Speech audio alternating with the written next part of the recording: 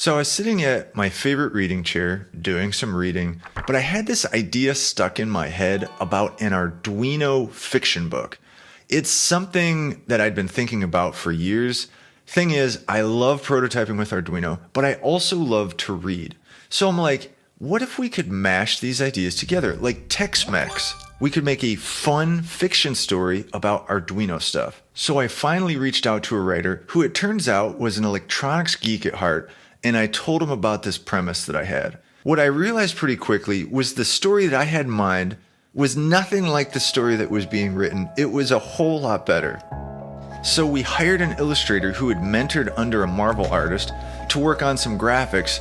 At first we were just going to do like one picture per chapter, but then Josh, our video editor, thought, hey, these pictures are great, let's turn this thing into a graphic novel. So we have a book, or a graphic novel. It's about a washed up theoretical physicist who gets hired by a company of ill repute to build something he doesn't know. Along the way, he gets help from his electronics hobbyist dad and a coworker who's trying to solve a decades-old mystery. What you're watching right now is a voiceover of the book. It's basically, this is an audiobook with pictures in it. Maybe this is like a pictorama, I don't know what you call it. Anyway, that's what you're watching. We're going to be releasing chapters of this book on our YouTube channel. If you want to buy the book yourself, and it's a great way to support our channel, just go to the link in the description. You can pick up the book on Amazon. The Kindle version's also available, and we'll be releasing the audiobook version there as well. If you know somebody who likes sci-fi, enjoys reading, maybe into Arduino stuff, tell them about the book. We'd really appreciate it. Well, without further ado, here is the prelude to the Arduino paradox. The Arduino Paradox. Prototyper Chronicles Index equals 0 by Mark Lambert. Illustrated by Brandon Scribner. Narrated by Bryan Sfara. Prelude. Black institutional coffee and the liquid blue shockwave of Elysium. It was a shade past midnight. Not that the concept of time meant much in the eternally shadowless chromescape of a vast subterranean laboratory far beneath the streets of a sleeping city. A small group of tired-looking men and women huddled over a laptop. Clad in lab coats, they spoke in hushed tones as together they scrutinized a complex array of graphs, reports, and readouts. Every so often, one of the experimental team would lift their head to glance across to a man lying motionless on a stainless steel examination table in the center of the room. This man was the test subject. He was why they were here. No one there knew his name. They knew everything else about this man. His blood type, his weight, the length of his fingernails, the complicated lattice work of his subtle neurochemistry. Each member of the team could effortlessly list off what the test subject had eaten over the last month, right down to the calorie. But the test subject's name? That was information well beyond any of their pay grades. The test subject groaned. His back arched as he writhed on the examination table, and a battery of medical units strapped to his body screeched in electronic alarm. LEDs speckled across the visor covering the test subject's face, lit up with a brief, violent display of electronics fireworks, and then went dark. Alarms sounded, computers spat out error messages, and complex machineries clustered on the laboratory floor ground to a halt. Lab coats rushed into action. "No!" The test subject's voice came out hoarse, the dry, cracked sound of a human who hadn't spoken in days. Then a medic's nitrile-gloved hands hovered over his agonized form, clasping a syringe filled with a neon-blue liquid shockwave of chemical Elysium. Deftly, the medic punctured the test subject's vein and drove the liquid home. The sweat-drenched man sighed and lay back on the examination table. Tech personnel rushed in to remove devices strapped to the helpless man's body while medics stabilized him. A hush finally fell over the room. The experimental team stared wide-eyed at one another, chests rising and falling fast in the aftermath of their shared adrenaline-spiked freefall. Another close call had come and gone. The lead experimentalist sighed and slumped in a chair, exhausted. He pinched the bridge of his nose, and drained the last cold dregs of bitter black institutional coffee. Failure again at 57%, he said quietly. A scribe entered the result into a laptop. It was the latest in a long, long line of dutifully recorded disappointments. The lead experimentalist sat back in his chair and surveyed the exhausted faces of each member of his team. Then his eyes strayed across to the test subject, now blissfully unconscious, and at the beginning of another long bout of mental and physical recovery. "This isn't working," he said. Heads around him slowly nodded. He lifted his gaze to the security camera in the corner of the room and saw that it was firmly trained on him. He stared into the abyss that lay beyond its lens and spoke to the ever-observing mind that lived there. "It's time we came up with a plan B."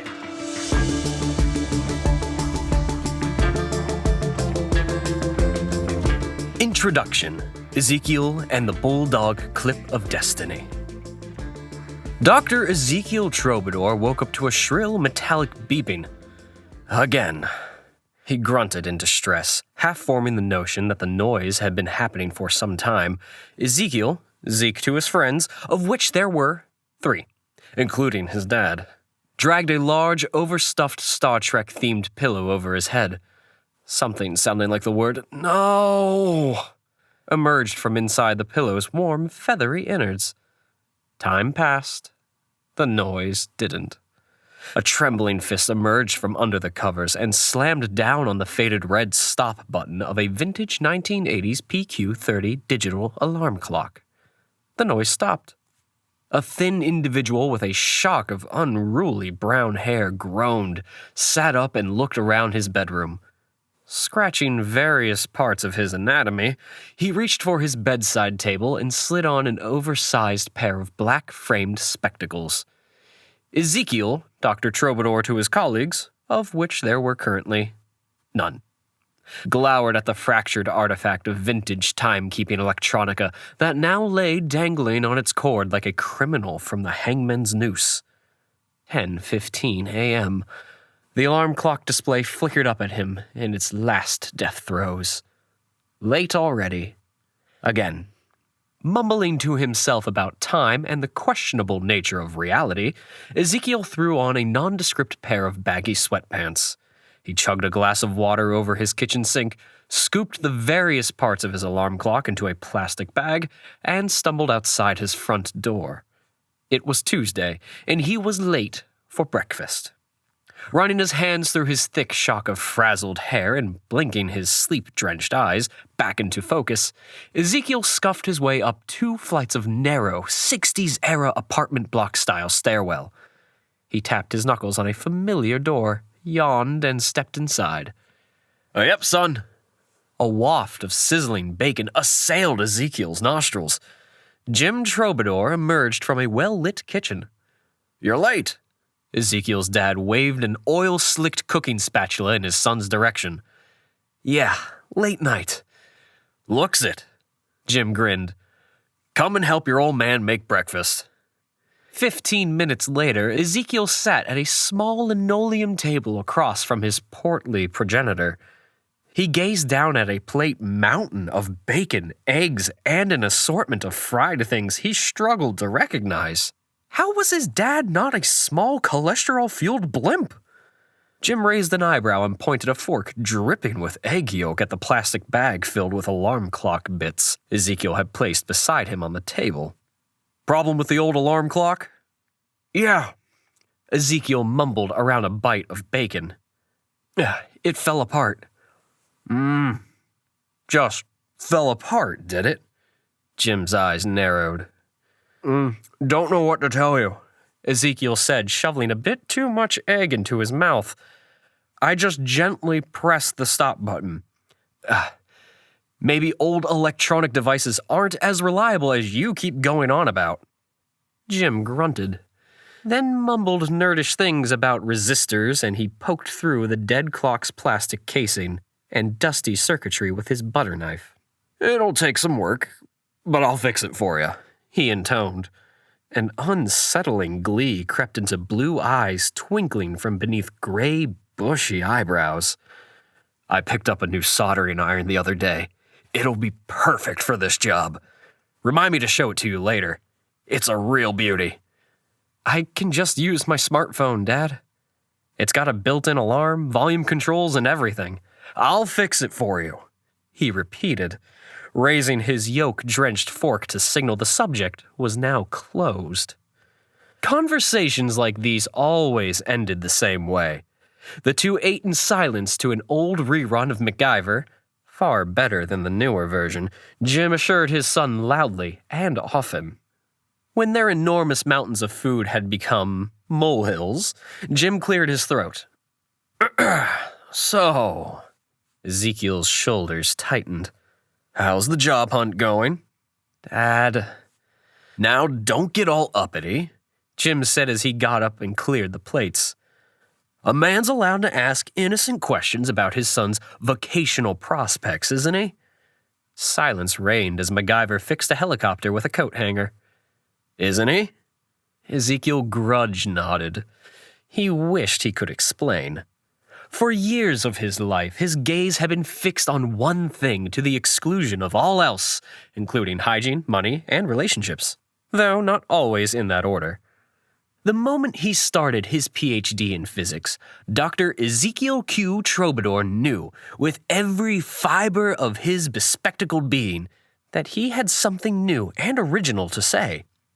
No one, himself included, understood exactly what he had proven when he submitted his PhD, neatly bound and in triplicate, to the Academic Assessment Board.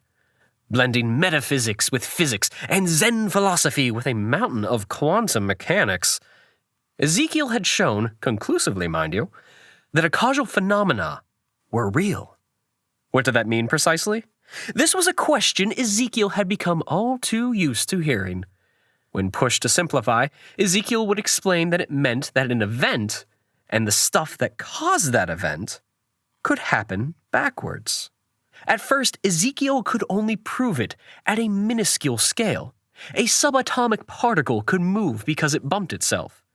But step by logical step, he bridged the gap to the world at large. By the time his thesis came back from the printer with its classy purple faux leather cover, Ezekiel was able to present a string of mathematical formulae that demonstrated, as surely as 2 + 2 usually equals 4, that a person could know something in advance because it was about to happen. It also meant, theoretically at least, that you could build a device that responded to a future input because it was going to happen. That's where things got interesting.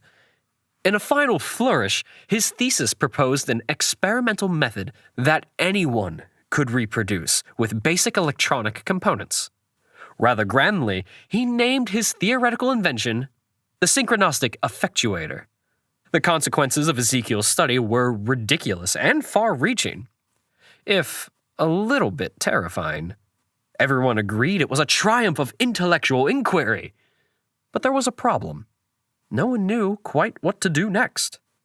And then the world just moved on. And when the awards and acclaim didn't arrive, Ezekiel found himself lost and aimless, not quite willing to leave academia, but just as unwilling to dive into a more practical existence, where money, girlfriends, and hygiene happened. Again, not necessarily in that order. Jim sighed, rubbing his hands on the A-Team apron and looking concerned as only a father with big eyebrows can.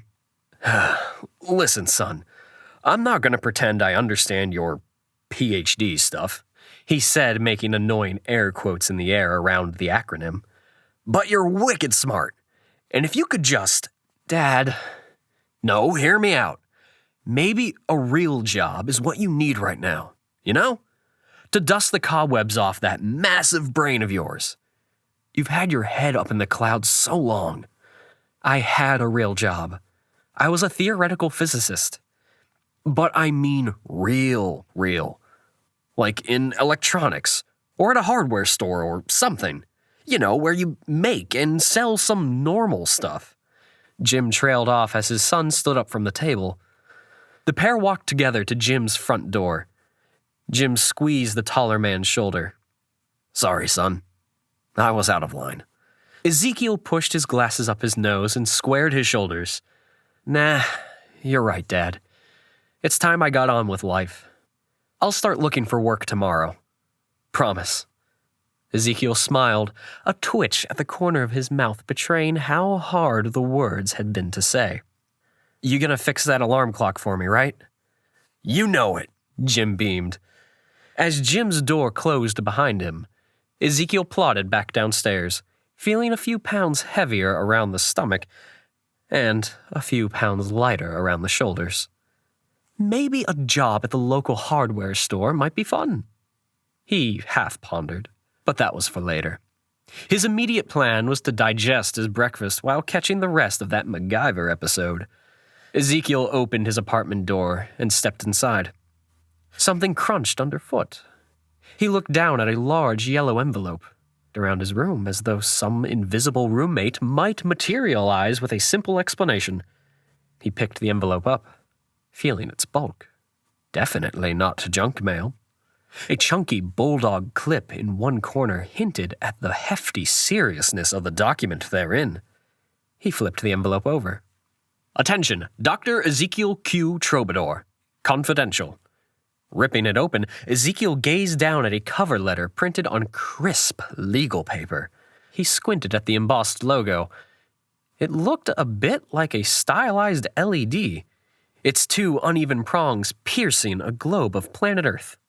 "Dear Dr. Troubadour, we would like to offer you an internship with an exciting new electronics prototyping program. Your starting salary will be $50,000 per year with a generous bonus package effective on completion of the program." Confused, he scanned down the page past a few solid paragraphs of corporate policy gobbledygook to a closing signature scrawled in big, confident cursive. Tigron Hesk, CEO, Protojo Corporation. And then underneath the signature block, a postscript penned with the same crazed chicken scratching. "P.S. Your first day is tomorrow at 9 a.m. Don't be late, Dr. Troubadour. Get a better alarm clock if you have to. Your company handbook is attached. P.P.S. Oh, and ditch the track pants." Ezekiel blinked. How odd. He felt a shivering thrill as he set the packet down and gazed out his window at the quiet tree-lined street below. Cause and effect. Practice and theory. Old MacGyver, new MacGyver. It all swirled in his mind as he pondered the strangeness of fat yellow envelopes. Ezekiel unclasped the bulldog clip of destiny. Maybe a job at the local hardware store could wait.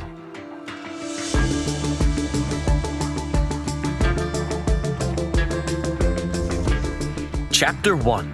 Clifford and the Dreadful Indoctrination. Ezekiel strode across Protojo HQ's black marble floor, wishing he wasn't wearing a bright orange tie. Catching a glimpse of his reflection in polished glass, he grimaced.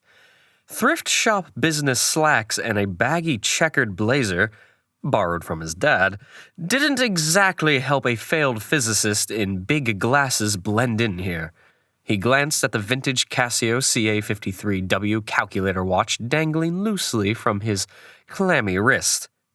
8:45 a.m. At least he was early.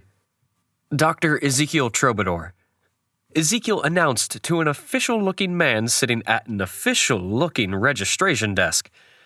Ezekiel couldn't help noticing that the man's tie was of a distinctly non-orange shade of official gray. He also wore an official badge on his lapel with a Protojo logo. Printed beneath it in strictly no-nonsense Helvetica were the words, "Robert, Official Lobby Liaison." The word official was neatly underlined in red marker. Ezekiel concluded the man before him was an official of some kind, and he was probably named Robert. Robert stared back at him blankly. "I'm the intern?" "You're the intern," Robert repeated. "Yes, I start today?" You're the intern and you start today? This is what you're telling me? Robert, official lobby liaison, flicked his eyes downward, and Ezekiel heard the whispered click of a keyboard. A flash of grudging recognition swept across Robert's face. Oh, you're the intern. His inflection made the words sound like an unusually smelly treatment for athlete's foot. You're late. We have no time to lose. Before Ezekiel could think of a business-like response, Robert had circled his desk and affixed a plastic badge to Ezekiel's lapel with a large letter P on it. Please follow me. Robert marched Ezekiel to a gleaming elevator, punched in a long sequence of numbers, and ushered him inside. What does the P stand for? Ezekiel asked, hoping his voice wouldn't betray the hot bubble of nerves in his butterfly-ridden belly. All will be revealed in the fullness of time, Dr. Troubadour. Good luck. The elevator doors hissed closed. Then came the familiar swooping lurch of acceleration as Ezekiel rocketed skyward. An astronaut on a bold new mission, equipped only with a silly badge, an orange tie, and a battered satchel containing a bulldog-clipped staff handbook and 2 cheese sandwiches. Ezekiel glanced at his Casio CA53W calculator watch. 8:55. At least he was still early. The doors hissed open, and Ezekiel stepped into a large meeting room buzzing with fluorescence and filled with row on row of seated people with neat hair and earnest faces.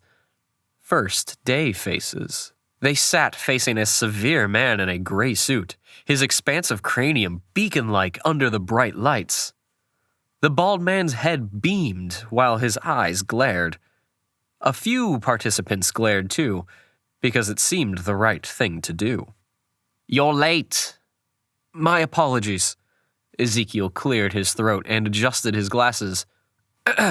My, iguana had a medical emergency. Please take a seat, Dr. Troubadour. Scanning the room, Ezekiel saw a row of nervous-looking people with P badges. Whatever the P stood for, Ezekiel guessed that he and these individuals faced a similar corporate fate. Come what may, these were his tribe. He crossed the room and sat down beside an efficient-looking woman with a non-dad-owned jacket, a corporate hairdo, and a shiny new clipboard. My name is Mr. Clifford Papillon. The bald man raised his chin and performed a ceremonial hand flourish. Procuring a marker from his top pocket, Clifford turned to a whiteboard and drummed his point home, writing his name out in crisp, clenched cursive. He turned to his audience and pointed at his name. Heads nodded. He turned back to the whiteboard, markers squeaking out the words, Company Indoctrination Session 1.0. He looked at his work critically, adding a neat underline beneath indoctrination. Turning back to face the room, Clifford took a small sachet from a trouser pocket and tore it open, carefully extricating a cleansing tissue. He cleaned his hands with great focus, inspecting each digit for errant drops of ink. Silence hung thick in the room. The clipboard-wielding woman sitting next to Ezekiel turned to face him. It's awful, isn't it? She whispered. Pardon me? When one has an ailing iguana.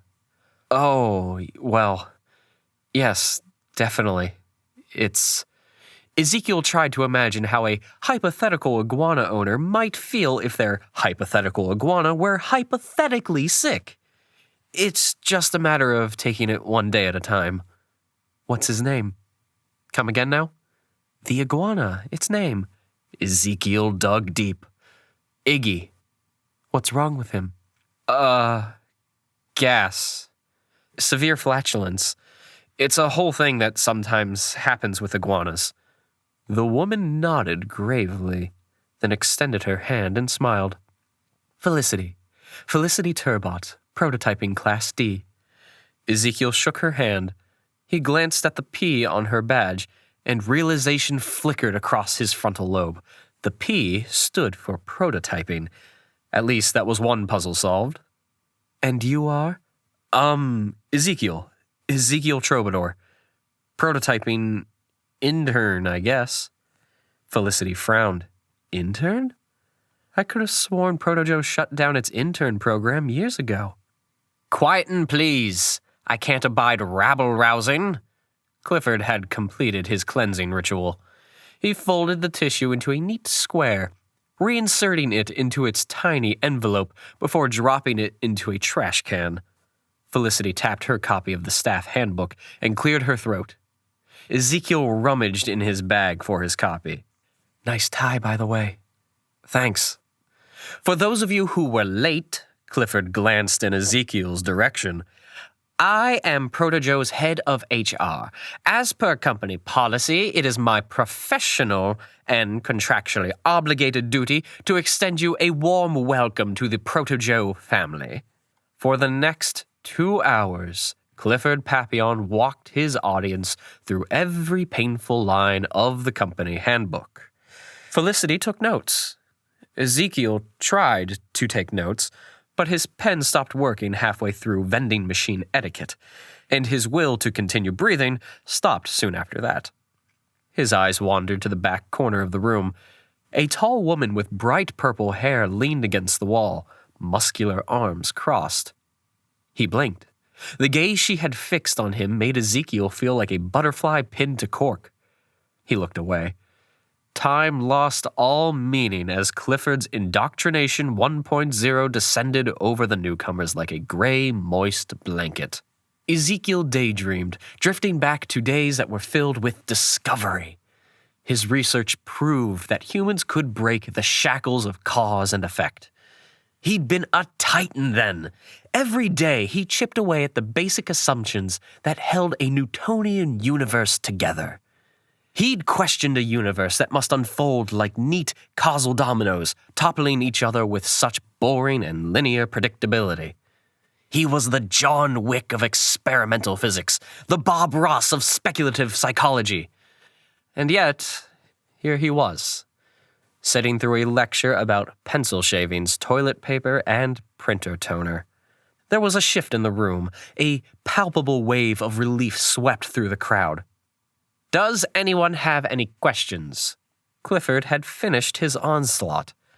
Clifford waved one hand at Ezekiel. Dr. Troubadour, you appear to have prominently circled a section of your page.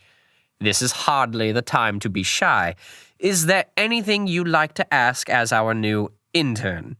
Clifford made finger quotes in the air around the last word. Well...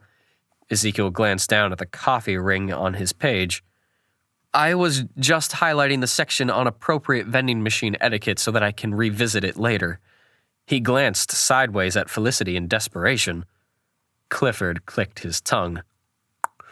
Well, you all have your assignments. Please proceed with haste.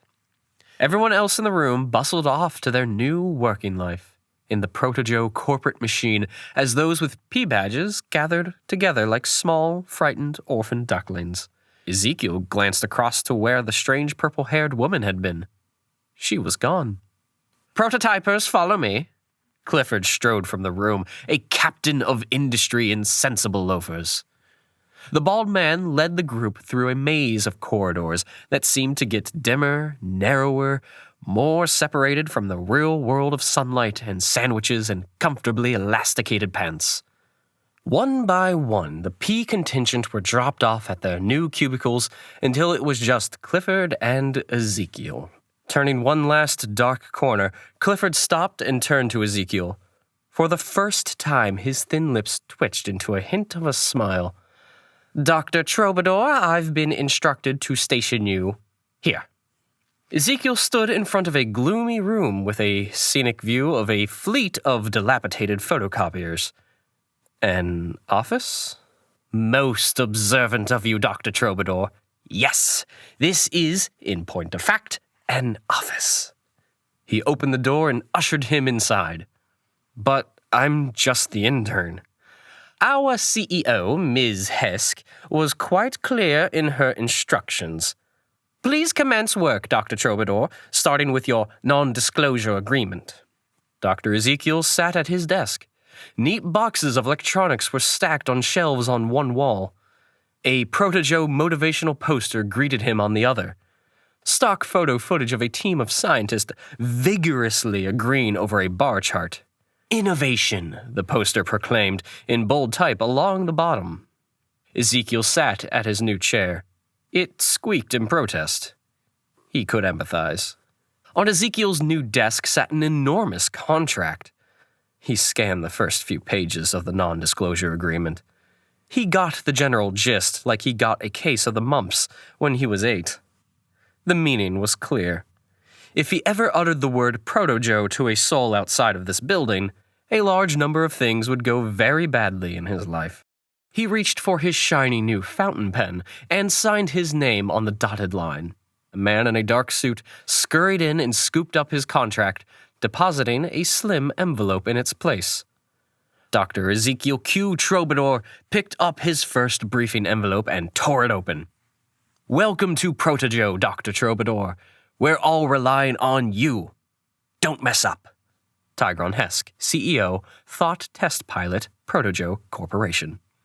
And beneath these inspirational words, Ezekiel found his very first assignment. We require a sequence of 5 flashing LEDs positioned horizontally. The unit should be small enough that it can be installed in a sensory-blocking helmet. The frequency of flashing should be sufficient to produce a mild sense of sensory and existential dissonance.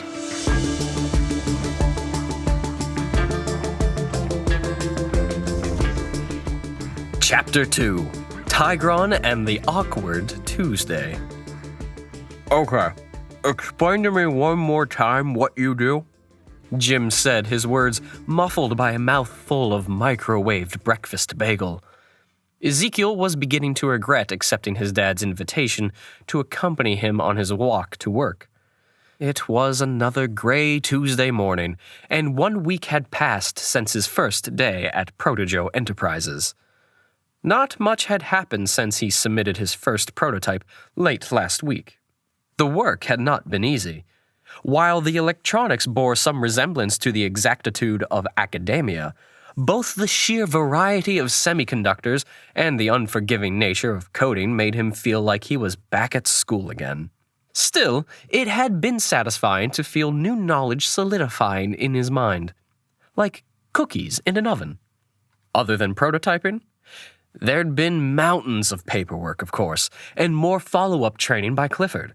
If Ezekiel had to endure one more lecture about the PPP, Proto-Joe Paperclips Policy, he might have to stick an officially endorsed regulation Proto-Joe paperclip right up Clifford's nose.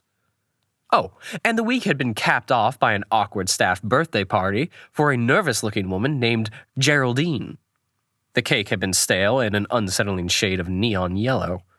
One more time, then I'm done explaining this, Dad. Jim nodded his agreement, a small chunk of bacon flying from his mouth and adhering to a nearby shop window. Okay, it's like this. Proto-Joe is a giant international electronics company, and they pay people like me to make prototypes of... Ezekiel's explanation trailed off while he reached for a word that might resonate with a man of Jim's generation. They make prototypes of gadgets for thousands of clients all over the world. And you're an intern there. Yeah.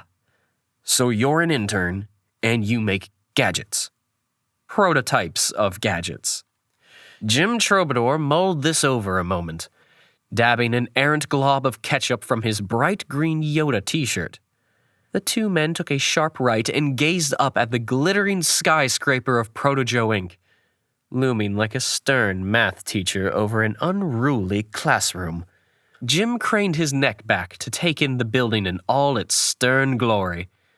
He whistled in awe. A small piece of fried egg achieved escape velocity. Sounds like exciting work, son. Ezekiel considered admitting that the high point of his week had been his decision to invest in a pair of less dorky trousers.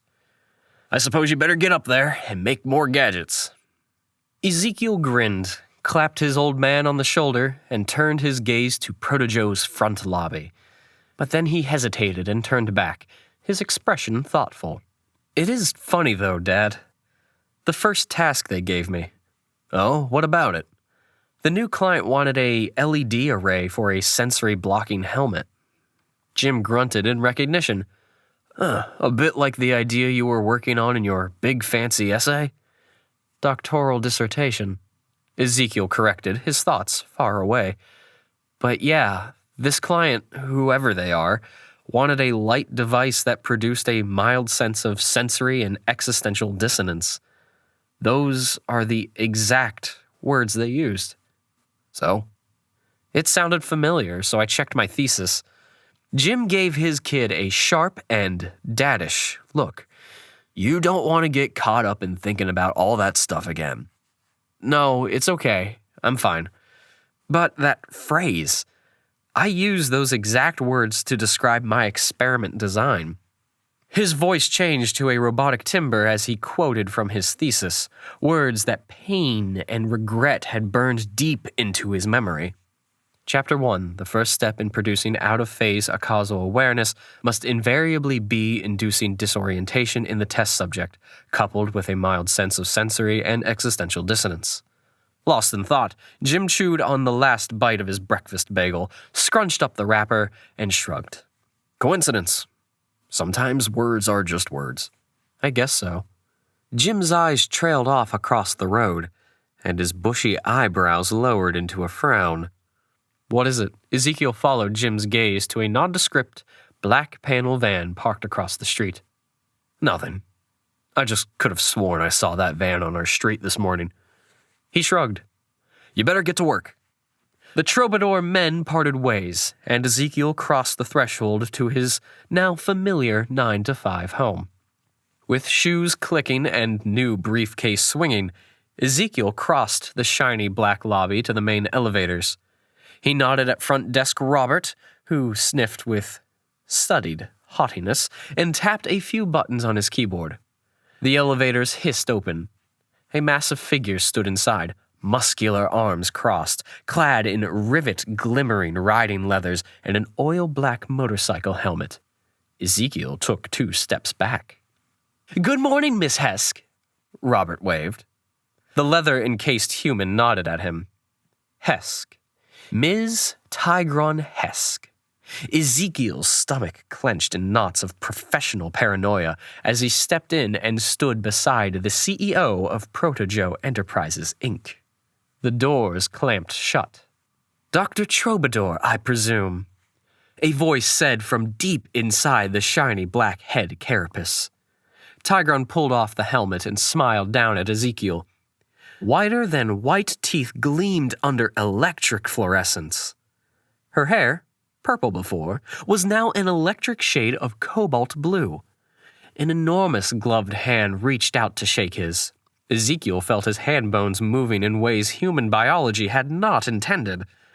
"I'm Tigron, and I'm so pleased to finally meet you." Before Ezekiel could respond, Tigron fixed him with a concentrated stare. "Our client was very pleased with your first prototype, Dr. Troubadour. Very pleased indeed."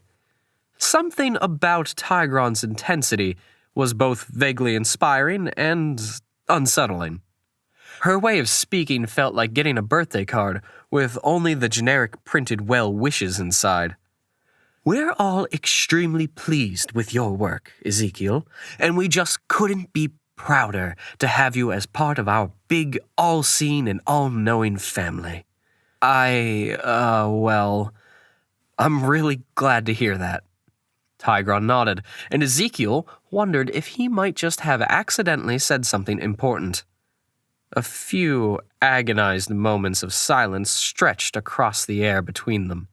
Superlative. Well, just keep it up, okay? Stay focused. Eye of the tiger, Dr. Troubadour. Eye of the tiger.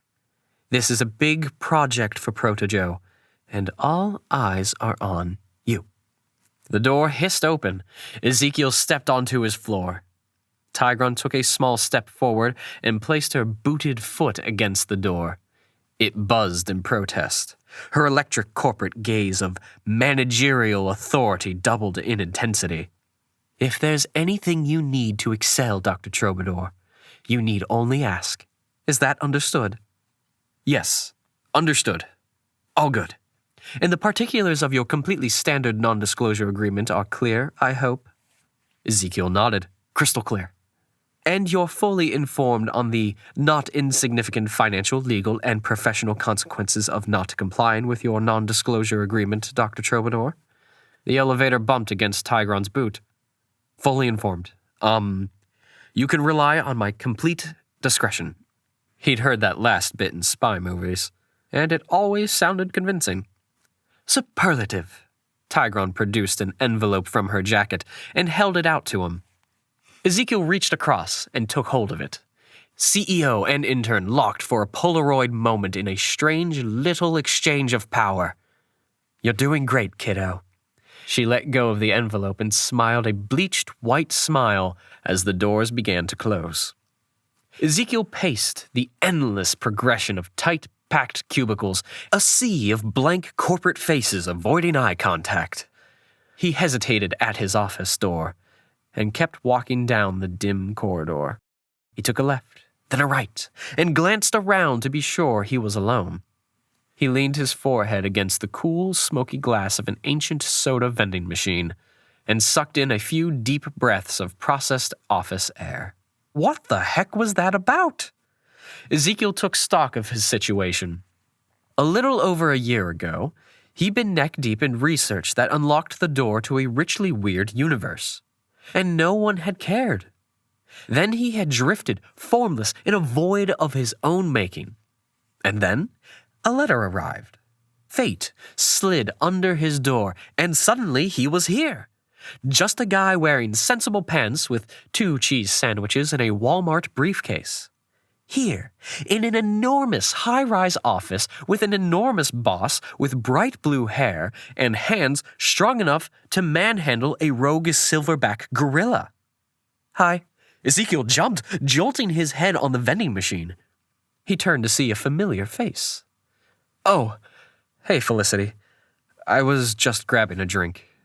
You know, from this vending machine here. He pointed at the vending machine. Great. Good for you. Felicity gave him an encouraging thumbs up. So, how is he? Come again? Your iguana. Has his condition improved at all? Oh. Ezekiel wondered why he was so bad at Tuesdays. Yeah, he's doing much better now. Felicity Turbot cast a quick glance over her shoulder to make sure they were alone. Ezekiel, we need to talk. But not here, she whispered. You? Felicity, I'm the kind of guy who likes to keep his professional and romantic lives separate. He heard that in spy movies too, and figured it was worth a shot.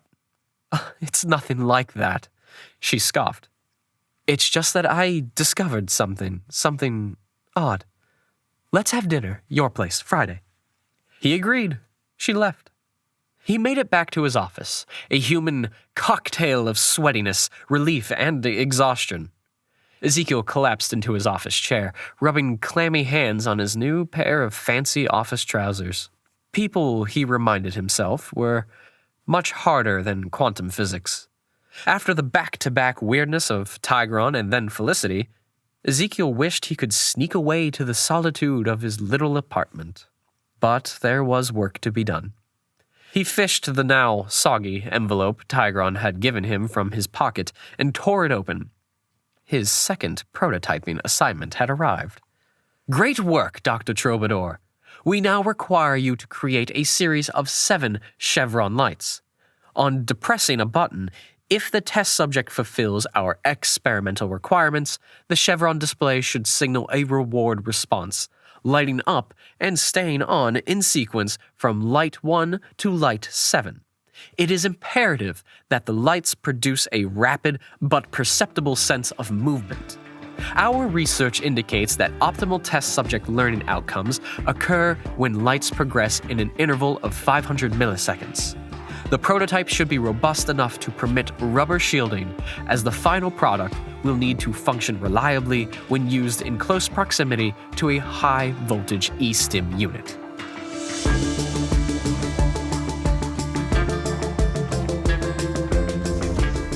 Chapter 3: Felicity and the Iguana Epiphany.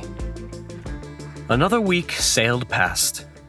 As each new day at Proto-Joe Inc. unfolded, his feelings of unease grew like green mold on grainy bread.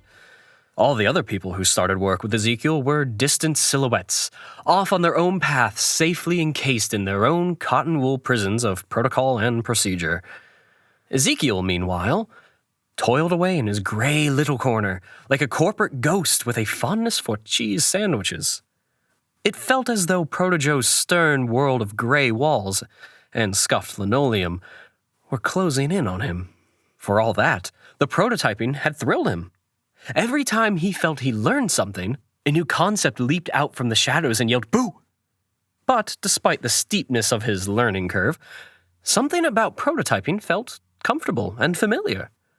Almost like the cozy sensation of returning to a street you grew up on. He still experienced a constant state of befuddlement at how Arduinos made their magic happen, but he was beginning to see circuit boards, jumper leads, and lines of code as new friends. Ezekiel finalized his last prototype that very morning. 3 neutral-faced people with white gloves had picked the device up from his desk. They avoided making eye contact, which had been just fine by him. At 5 p.m. sharp, Ezekiel packed his electronics away, snapped the cap shut on his pen, and centered it on his desk. In a couple of hours, Felicity would be meeting him at his place for dinner. His stomach churned. What was this thing she needed to talk about? Jim, of course, offered to make them dinner. Ezekiel agreed, partly for the moral support and partly because the contents of Ezekiel's fridge consisted of 3-day-old takeout, 2 sticks of butter, and a gelatinous fur-colored orb that may once have been a tomato. Ezekiel stepped out of the elevator into the lobby. "Oh, you're leaving then?" Ugh, Robert. The official lobby liaison's face was contorted with official disapproval. Well, it's Friday at 5, so another week working for the man and all that. Ezekiel turned to go. "I prefer to leave at 6, chimed Robert. "A lot can happen at the end of the week, Dr. Troubadour. Have you contemplated that? Last-minute emergencies? New instructions?" His voice trailed off, and he arched an eyebrow meaningfully. "Okay, then. Good food for thought. Definitely something to ponder. Have a great weekend, Robert," he said over his shoulder. The street corner outside was bustling with closing time traffic. Ezekiel eased the tension out of his neck and glanced at his watch as a black panel van slowly pulled into the street beside him. Relieved to be back out in the real world, Ezekiel began his now familiar evening walk back to the comfort of home. The doorbell rang at exactly 7:01. Ezekiel jogged to his dad's front door and opened it to find Felicity confident and upright, clutching her gleaming black leather briefcase. Come in. Jim's head appeared from the kitchen, followed by the rest of him, which happened to be encased in a vintage Wonder Woman apron. "Felicity, is it? I've heard all about you." Jim ignored Ezekiel's pained expression. "Dinner will be ready in a few minutes. Ezekiel, show Felicity around. Tell her about my new soldering iron. Dad, she isn't interested in your—" "Oh, what brand?" "A Weller." Jim flashed Ezekiel a triumphant look. "The SP40? Nah, I lashed out. Got the WLSK80 series soldering station." Felicity whistled. Jim beamed and disappeared back into the kitchen. The chopping and pot-banging sounds ramped up. "Well, first things first," Felicity said, swinging her shiny black briefcase onto the dining room table and opening the clasps with 2 satisfying snaps. She pulled out a crumpled brown paper bag and thrust it into Ezekiel's hands. What's this?" "Antacid tablets, cricket-flavored, a 1-month supply." "Wow, great. I was all out. What a lovely gesture." Felicity rolled her eyes. "They're for your iguana. I have a friend in the pet pharmaceutical game. I made some inquiries on your behalf, and she informs me these are perfect for helping medium to large iguanas with digestive complications. Give him 3 tablets daily, and let me know immediately if things worsen." The kitchen had gone silent. Ezekiel knew his dad was listening. "Oh, I will," Ezekiel croaked. "Thank you. That's very thoughtful. I'm sure..." Ezekiel reached desperately to recall the name of his completely fictitious iguana. "I'm sure Iggy will appreciate it. Is, that the serious thing you had to talk about?" Felicity shook her head. "No, I'm afraid that's somewhat trickier." Felicity sat down at the table and pulled a single piece of paper out of her briefcase, carefully placing it in front of her. It had Proto-Joe letterhead. Ezekiel sat down too, suddenly feeling a good deal more worried. Just then, Jim burst into the room carrying 3 steaming plates mounted with a wide variety of his favorite life-shortening foods. "Enough talk of business, you two." He glanced at his son and mouthed the word iguana. Ezekiel shook his head. "Let's eat." The trio ate and small-talked, although Jim and Felicity did the majority of the talking. Ezekiel just listened as the two vigorously agreed that the original Dark Crystal movie was vastly superior to the TV series. Felicity pushed her plate aside with care. She turned to Ezekiel, leaning forward a little. "Ezekiel, may I speak plainly?" She glanced sidelong at Jim. Ezekiel nodded. "She's asking if you're okay talking about business stuff in front of your old man," Jim explained. "Oh, yes, he knows all about Proto-Joe, prototyping and whatnot." "Okay, good. Good." Felicity shot a grateful smile at Jim and placed the paper in front of her. She plucked a pen from her jacket and took her time lining it up precisely alongside the page. It suddenly dawned on Ezekiel that Felicity was stalling. She was actually lost for words. He was surprised that could happen. Tension filled the room then, like 1,000 semi-inflated gray balloons squeezing into every available space. The light from the bare light bulb above them seemed to grow dim. 3 differently odd people huddled over a suddenly ominous sheet of paper. Felicity cleared her throat again. "Ezekiel, the day we met, you mentioned you joined Proto-Joe as part of the intern program, yes?" "That's right," Jim jumped in. "He got an offer clear out of the blue. It was just sitting there under your door, wasn't it, son?" "Yeah, that's right. It was kind of a strange coincidence. I just decided I needed a job, and like Dad said, the job offer was just there." Felicity nodded. "I see." She picked up her pen and clicked it a few times, a nervous tick. "Here's the thing," she said, her voice almost apologetic.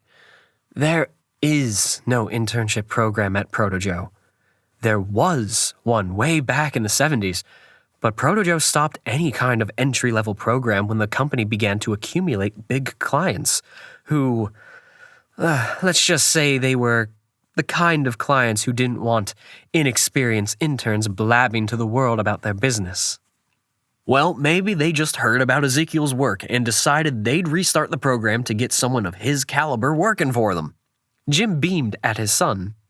"With all due respect, Jim." Felicity paused. Can I call you Jim?" Jim nodded with a big grin on his face. "Just don't call me Shirley." Felicity smiled and continued. "With all due respect, Jim, there's no way a huge mega-corporation like Proto-Joe would pluck a physics academic with no electronics background out of obscurity to offer a prestigious and well-paid prototyping internship. It just doesn't track." "Okay.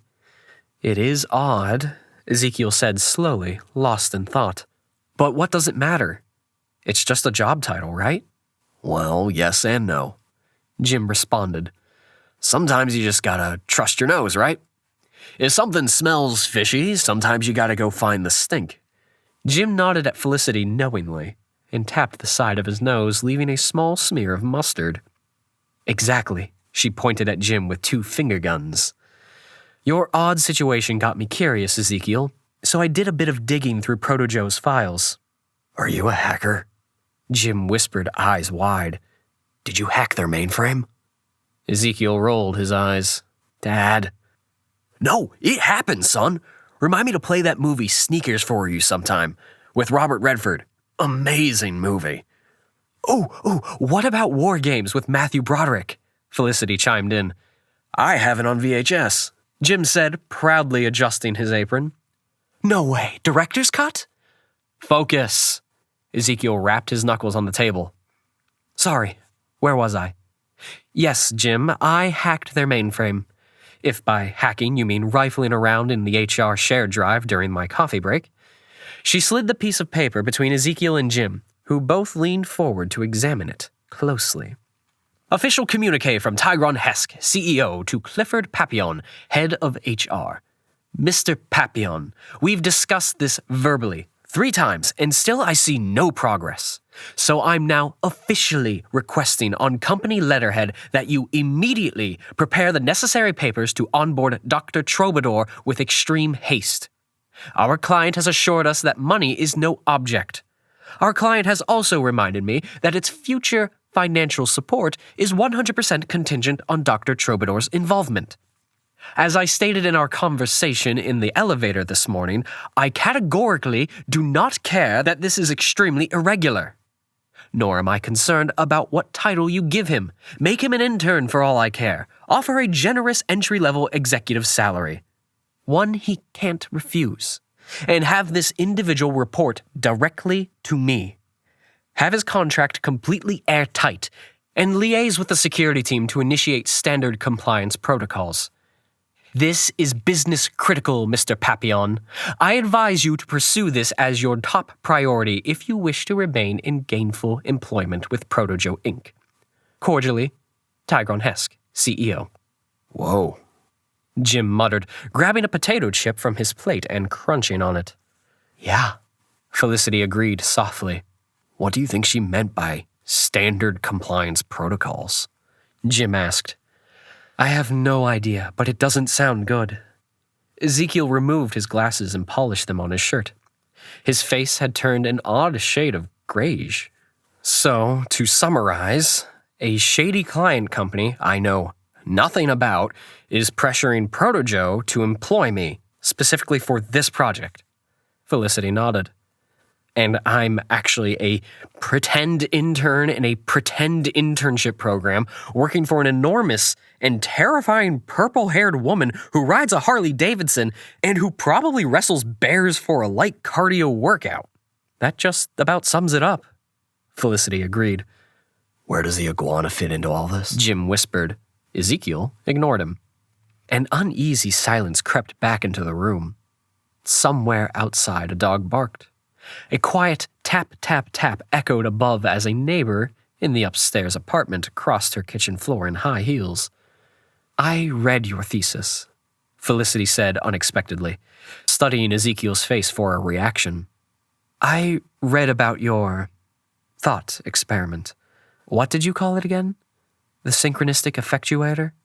Do you really believe you discovered a way you could train someone to think backward in time? It's all theoretical, Ezekiel said quietly. But yeah, in theory at least.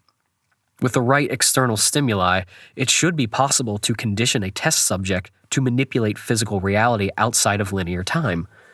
It'd be something simple at first. An electronic device of some kind? Felicity asked. Yes, that could work. And how would you begin making it a reality? She asked. Well, you'd start with a simple sequence of lights in some kind of visor. Just a passive display. Once the test subject watched the pattern closely enough or long enough, you'd introduce a reward response. Felicity steepled her fingers and stared at Ezekiel.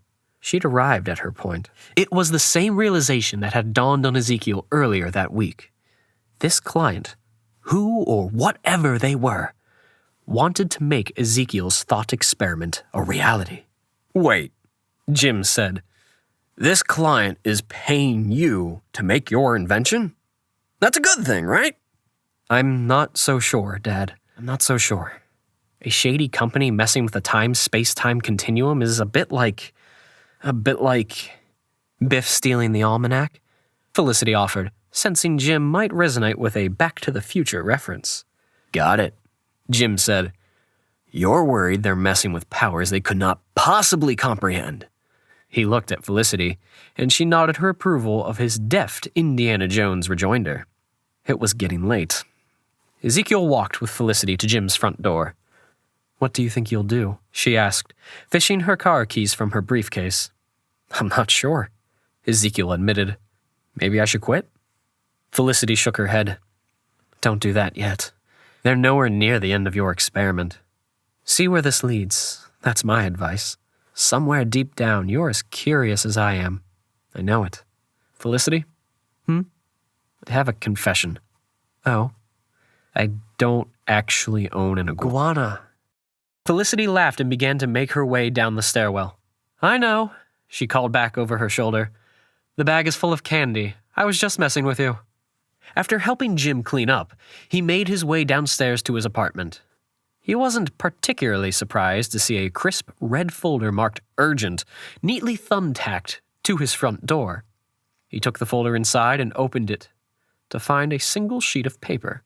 Of course, his next assignment had arrived. "We are ready to progress to an interactive device. We need a test subject data input unit. A simple conventional keypad will suffice, connected to a remotely stationed array of LED lights. The data entry unit should allow the test subject to enter a button corresponding to 5 variables, designed as follows: PA, PR, F, PP, PF. It's imperative that the unit should be simple and intuitive to use, even during episodes of heightened emotional agitation."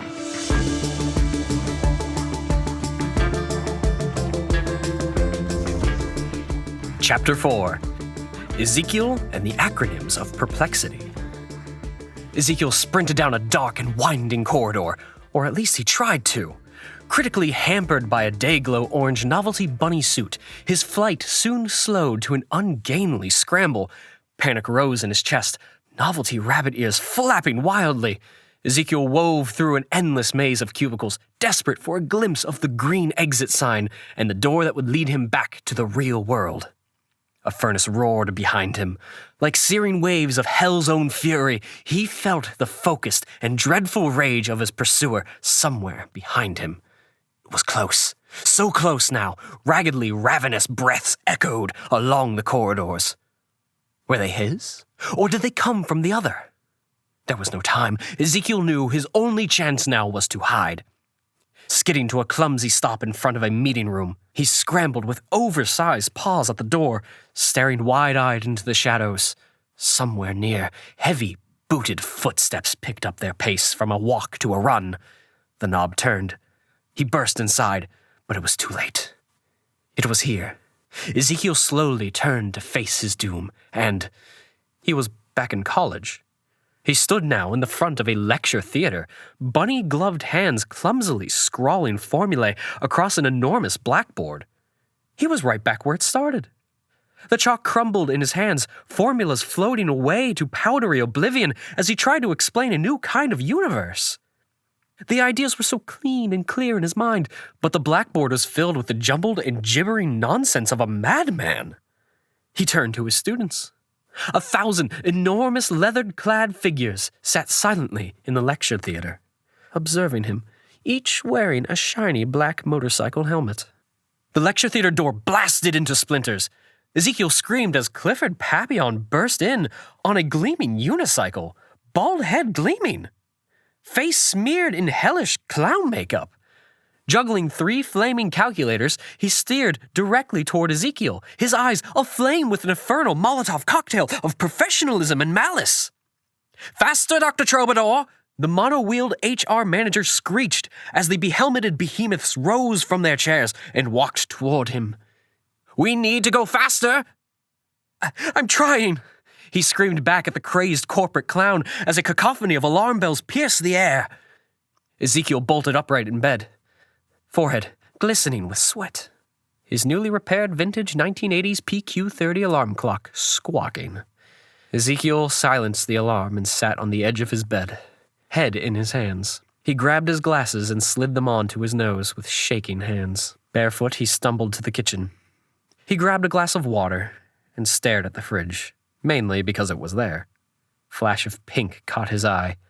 His eyes strayed to the small, sticky note he'd stuck there earlier that week. 5 sets of initials greeted him. PA, PR, F, PP, PF. Ezekiel cast his mind back to his last assignment brief.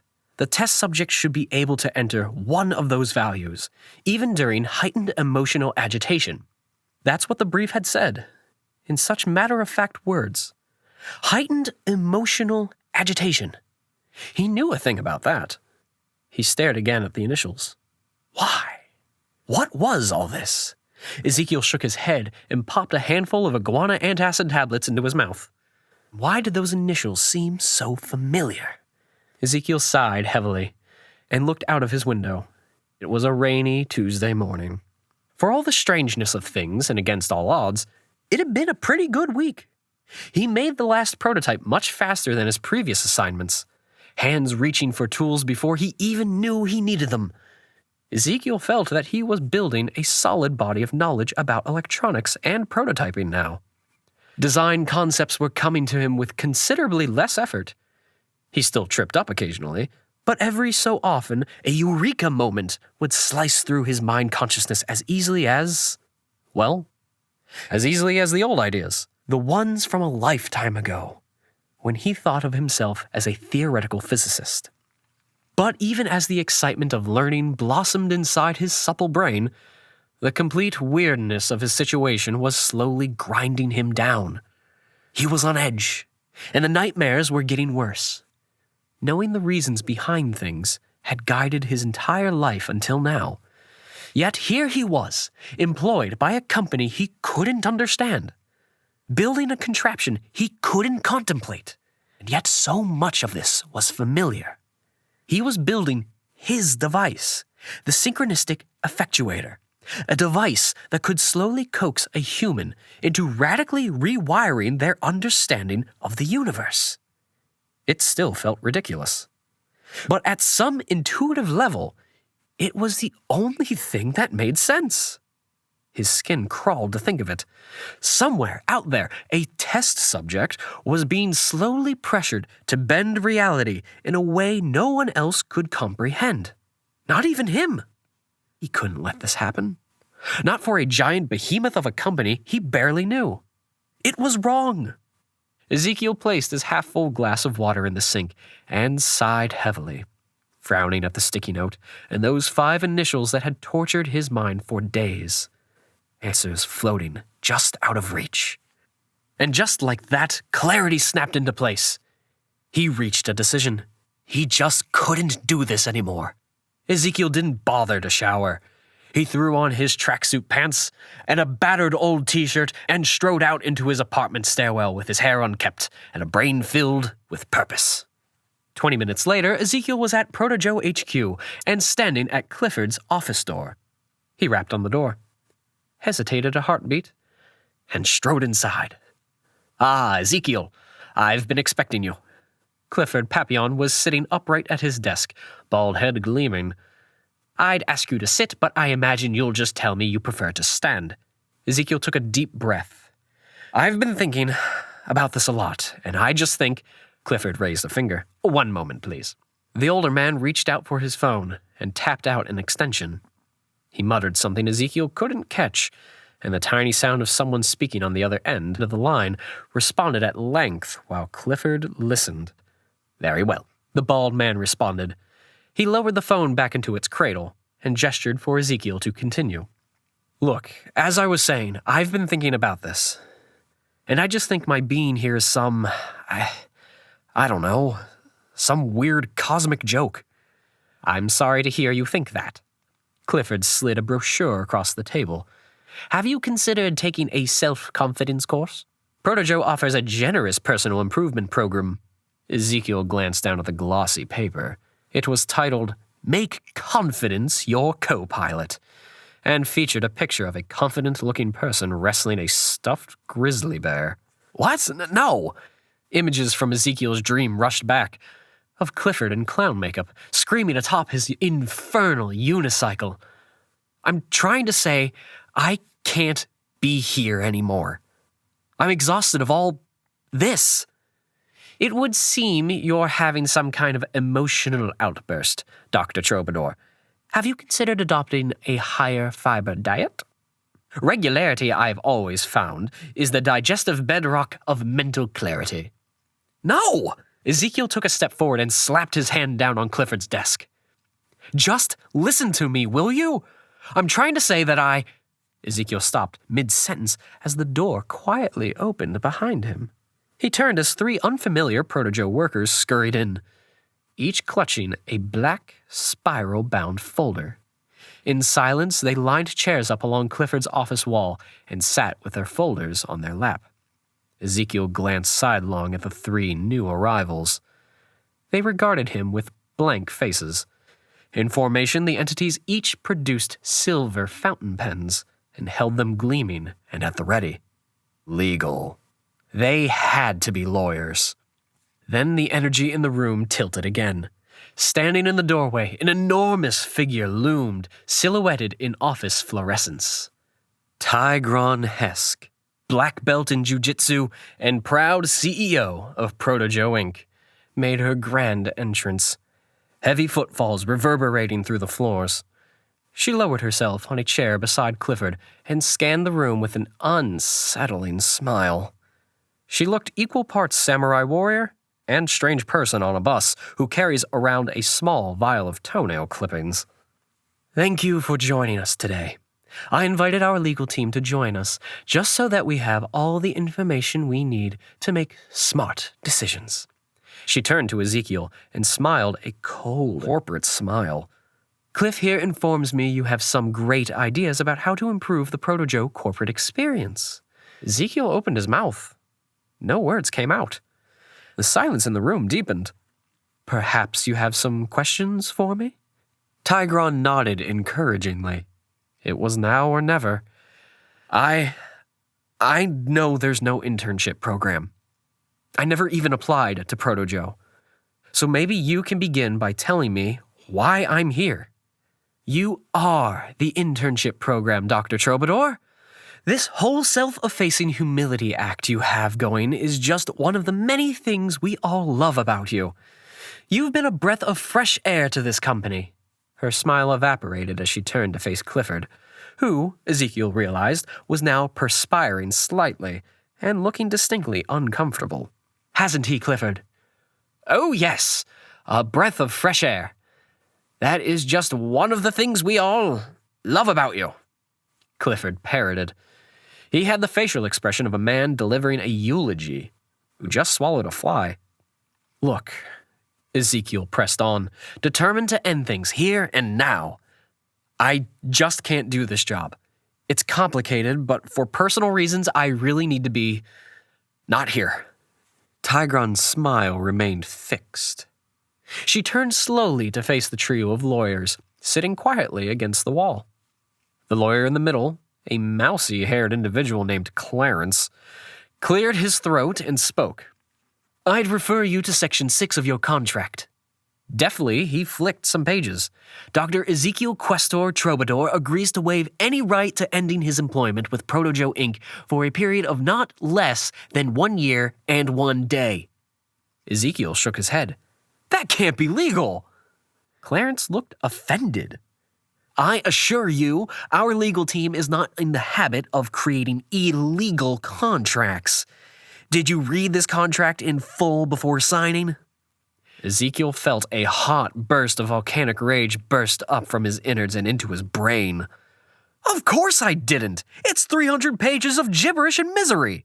For God's sake, I was an academic before you crazy people dragged me into this crazy corporate freak show. I don't belong here. I'll get a lawyer. I'll take this to social media. I'll... You'll do none of those things, Tigron said softly. She leaned forward and fixed him in an unblinking stare. I don't understand exactly what you did, university of yours, but I know it was important. And you gave up, Ezekiel. Her voice lowered to a whisper. Other people didn't understand what you had to say, sure. But it was you that gave up. You have unfinished business, and this is your chance to fix that. You should be grateful to us. We believe in you. Who is paying me to make this thing? Ezekiel demanded.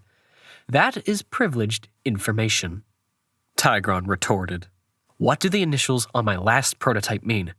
Don't know, don't care. Ezekiel pushed down an explosion of frustration and anger as he stared at Tigron's now placidly smirking face. I just want to be done with you people. Tigron laughed a knowing little chuckle. Too bad. She snapped her fingers. Everyone jumped. Clarence, give Dr. Troubadour the envelope. Clarence opened his folder, retrieved a bright yellow envelope, and handed it to Ezekiel. His name was scrawled across the front in oddly familiar handwriting. Ezekiel opened the envelope and pulled out a greeting card. Congratulations! It said in big, bubbly, happy letters. Underneath danced a bright orange cartoon rabbit with enormous novelty ears. Ezekiel's dream came back in a flood. The frantic running in terror for his life through Proto-Joe's corridors, big bunny feet slapping a ridiculous rhythm on the carpeted floor. He lifted his head up from the card and swallowed hard. How? How could you possibly know about this? A glittering smile of triumph illuminated Tigron's face. Great chat, she boomed, irradiating the room with her unique flavor of manic cheerfulness. I feel we covered some interesting ground today, everyone. Thank you. Everyone except Ezekiel nodded. Everyone except Tigron desperately avoided eye contact. And now that we're all clear on expectations, Clifford, I do believe you have some news for our bright and hopeful colleague. Clifford glanced at Tigron awkwardly. He reached into his drawer and procured a larger contract, bound at the top with an oversized bulldog clip. He dropped it on the desk in front of Ezekiel, and it thumped impressively. Effective immediately, your internship program is terminated. In recognition of your excellent work, we are promoting you to prototyping engineer first class, with a concomitant increase in pay and privileges. Ezekiel blinked and looked down at the card again. The orange bunny grinned back up at him, performing its happy little congratulatory dance. You'll also have access to a fully appointed laboratory, a team of support staff, a bar fridge filled with Proto-Joe approved carbonated beverages, and full access to Proto-Joe executive level stationery. With an air of ceremony, Clarence removed the white badge from Ezekiel's neck and replaced it with an even larger name badge. It was gold-plated, with Ezekiel's name embossed on it in Proto-Joe official typeface. Everyone clapped. Numb, Ezekiel followed Clifford to the elevator, where together they ascended to the 8th floor. There, his shiny new office/laboratory waited. A sizzling, fast new laptop perfectly positioned at a ridiculously self-important mahogany desk. He collapsed into his ergonomically perfect chair as Clifford left and quietly closed the door behind him. This makes sense, Ezekiel muttered to the orange greeting card bunny, who still happily danced without a care. He glanced at the shiny new laptop and opened the email waiting for him. It was his next assignment. Congratulations on your much-deserved promotion. We wish to express our appreciation for your efforts thus far. Results have been promising. However, an unexpected variable has presented itself. Early tests indicate that it is unfeasible for the test subject to maintain the required levels of concentration for the effect to work. Our technicians therefore require access to a rudimentary LED illuminated speed selection interface. Our preliminary research indicates that 8 speed settings will be optimal. We must move quickly, Dr. Troubadour.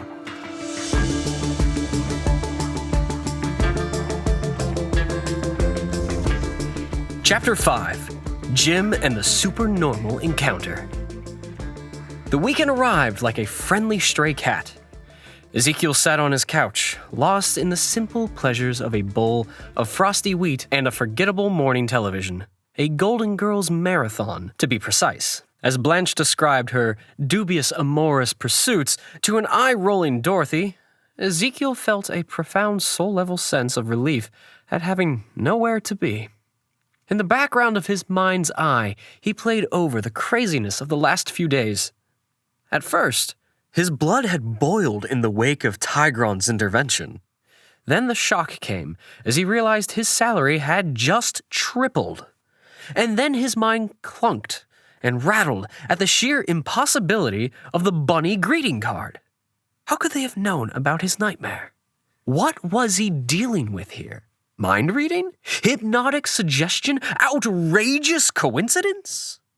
But as his week wound to a close, normality seeped back into his life, like blue liquid seeping into a paper towel in one of those commercials. Blanketed by routine, his anger had just simmered away to the bitter dregs of a slowly bubbling resentment.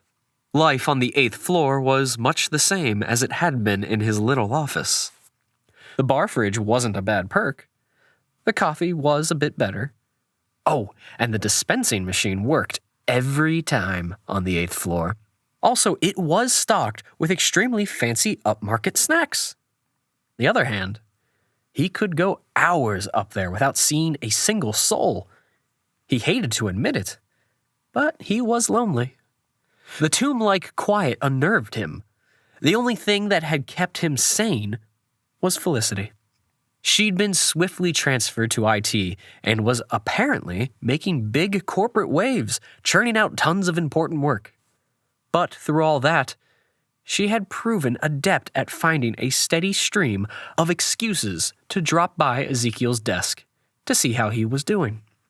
It was slowly dawning on Ezekiel that he'd accidentally made a friend, and a smart and determined one at that. Then there was the work itself.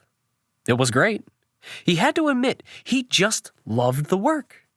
As the last prototype formed on the desk before him, ideas and tools just dropped into place like square pegs into square holes. He kept reminding himself that he tried to leave. If he had to stay, he might as well enjoy himself, right? Like it or not, for now, he was stuck. So why not enjoy the ride? Ezekiel's thoughts drifted back to his last briefing. Unexpected variable had come to light, and it was unfeasible for the test subject to maintain the required levels of concentration. If he was building his synchronistic effectuator thought experiment, that meant this mysterious test subject's brain would be slap-bam in the middle of rewiring itself from the ground up. For hours, every day, the test subject was slowly grinding away their most basic assumptions about how time behaved. What would happen to this test subject, Ezekiel wondered? What would it feel like? What happens when a person's grasp on cause and effect gets flipped on its head? Ezekiel put his spoon down and set his bowl aside. He suddenly lost his appetite. There was a light tap at the door. Ezekiel opened the door a crack and peered out into the dimly lit landing. "Hi, son." Jim Troubadour stood at the doorstep clutching a battered old gym bag. A worried expression etched on his face. "Bon Jovi, really? Huh? Oh, sorry. Sorry, not quite sure why I said that." Ezekiel shook his head. "Anyways, what's up?" "You forgot? It's, time for our morning walk." Ezekiel stared at the bushy-browed man. "Have you been inhaling solder fumes? What are you talking about?"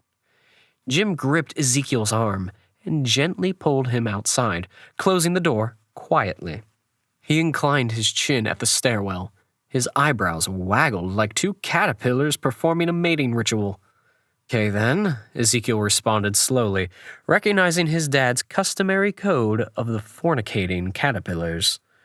"It is time for our supernormal morning walk."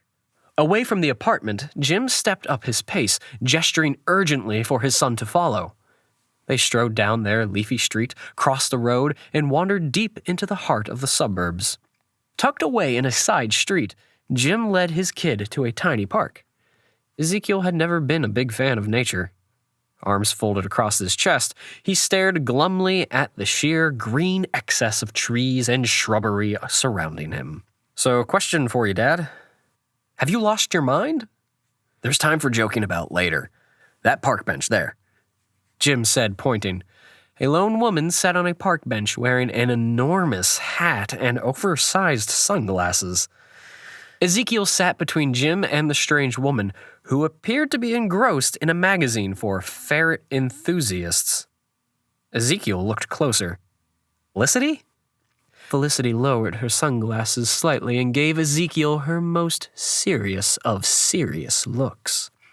Jim and I thought it was best that we speak to you away from the apartment, Ezekiel. Jim and I? Jim and I? You guys are a crime-busting duo now? Now don't get touchy, son. Jim said, Felicity and I have maintained a covert line of communication because we both harbored deep concerns about your personal well-being. Stop being James Bond! Jim sniffed and unzipped his old gym bag. He pulled out a faded old boombox. Carefully, he placed it on the ground at his feet and hit play.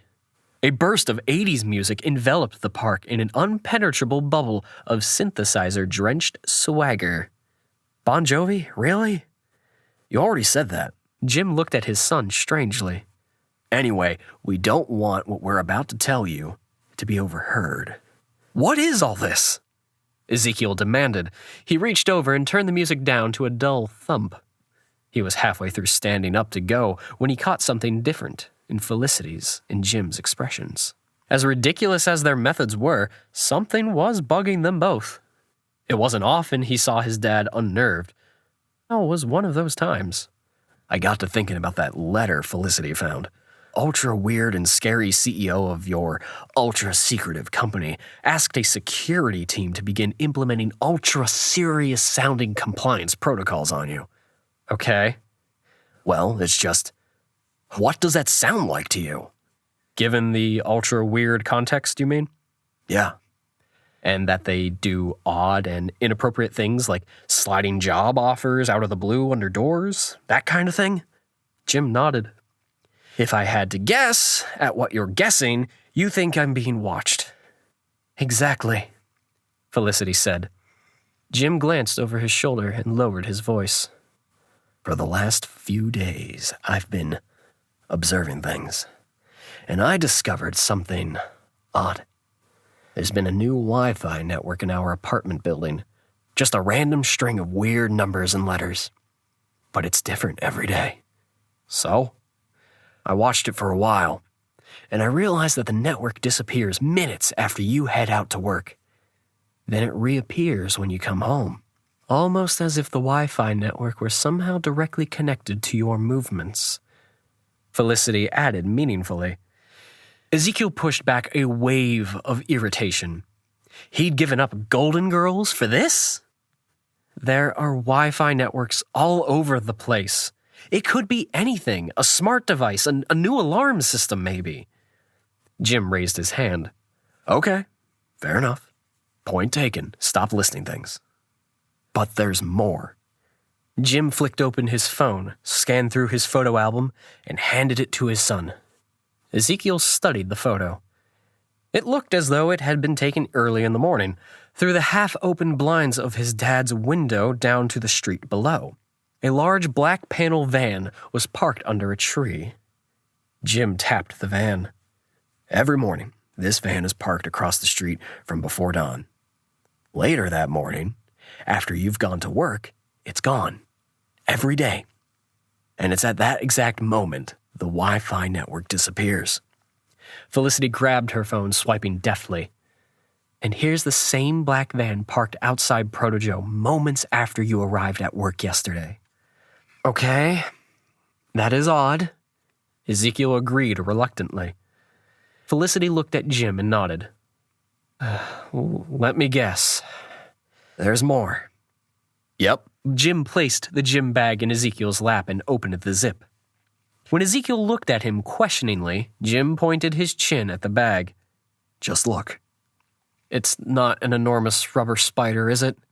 Like the one you hid in my school bag when I was a kid? No. I had to come home from school to get a new pair of pants. Jim threw his hands in the air. Again with the spider. We've been over that, and I apologize. I promise you there's no spider in the bag. Real or rubberized. Just look in there, will you? Ezekiel peered inside to see a jumble of odd electronics. He had enough knowledge now to recognize most of what he was looking at. It looked like an Arduino Nano microcontroller connected to a simple power supply, now stripped of batteries. Running his hand along the connected wires, he separated out a handful of sensors he could instantly recognize. A microphone, a PIR sensor, and a shield with an SD card, possibly for recording. His hand strayed to a small, nondescript steel box. He pulled it out and studied it. Irrigation system had been crudely stenciled across the front. Ezekiel scratched his chin. This is what it was installed in? Yep, I found it screwed in behind the stairwell, right by your front door, incognito-like. Recently installed. And you just took it? After some deliberation, we both thought it would be wise, Felicity said, her raised chin signaling an air of unimpeachable moral authority. I swear you two are like Cagney and Lacey, Ezekiel muttered. Cagney and Lacey is a masterpiece of crime television, Jim snapped. Anyway, my point being, I carefully took it apart piece by piece with a pair of tweezers and a soldering iron. I think it's some kind of homemade surveillance device. That is weird and creepy, Ezekiel conceded. But anyone could have left that there. People tinker with this stuff all over the place. There are even some amazingly good online courses you can take to learn this stuff. Yes, Jim said impatiently, grabbing the components and holding them under Ezekiel's nose. All these parts you can get anywhere, but this sensor. He fished around in his jeans pocket and placed a tiny electronics component in Ezekiel's palm. This thing is unique. This little doohickey exists nowhere. It isn't on any standard parts list on the Googles or anywhere else I could find. Ezekiel studied the small device. Something about it was familiar, but it was unlike any component he worked with. One side was just a standard pinout. On the other side, two small cylinders rested on a tiny A-frame scaffolding, half the size of his pinky fingernail. When Ezekiel moved the piece around, he saw that the cylinders rotated, imparting a slight influence on one another. He supposed they must be magnets, but something about how the pieces moved felt different. Along the side of the PCB was an odd identifying code. GWA 4212. Ezekiel realized Felicity and Jim were both studying him closely. Well, Felicity asked. Ezekiel wanted to reach for any possible path of sanity that led away from where his instincts were dragging him. This is weird and interesting, but come on, both of you. Occam's razor. There must be a simpler explanation than a surveillance team in a black panel van sitting outside our apartment block using a DIY surveillance box to observe my movements. That's just crazy thinking. Do me a favor, Ezekiel, Felicity said. Look across the park casually. Across the leafy green expanse surrounding them, far off in the distance and across a street, a black panel van was parked by the road. I'll bet that whoever is paying Protojo to have you make your weird timey thing is paying whoever is sitting in that van watching us right now, Felicity said. Ezekiel nodded his head, eyes locked on the black-tinted glass of the van. Just a speck on his horizon. He imagined high-powered binoculars trained on him right now and felt the hair on his arms prickle. And I bet they also manufactured this component, Ezekiel said. The trio sat in silence. What am I going to do? Ezekiel asked. Correction, Jim said. What are we going to do? We don't know yet, Felicity admitted. But this week, I promise you, wheels will be put in motion. And until that operation commences, we are to remain watchful, prepared and ever vigilant. As Ezekiel and Jim turned to go, Felicity handed Jim a business card. Jim, she said matter-of-factly, I want you to meet my mom. Like you, at this point in time, she is without a significant romantic other. I've told her all about you, and she concurs with my assessment that you and she would likely hit it off. She's expecting your call tonight at 7. Jim took the card and inspected it as though it were an alien snail. You'll call, yes? Jim bowed. You're a strange person, Felicity Turbot. But yes, You have my word as a scholar and a gentleman. Monday arrived too soon. Sitting at his ridiculous mahogany desk, spinning on an office chair that cost the company a bit north of his monthly apartment rental, Ezekiel took a moment to reflect. They didn't have a plan yet, but with Jim's pluck and Felicity's whatever it was that she had on his side, he stood a good chance. This week he planned to give Tigron, Clifford, and this mysterious client of his a run for their money. Ezekiel logged into his laptop. His next assignment was waiting for him. While the last prototype worked at an operational level, the underlying methodology of selective speed variability failed to deliver a satisfactory outcome. We're now experimenting with a device capable of delivering a range of sensory experiences to the test subject, from mild to significantly unpleasant. Our research suggests a potentiometer range of 0 to 100 newtons would deliver an acceptable range of discomfort options.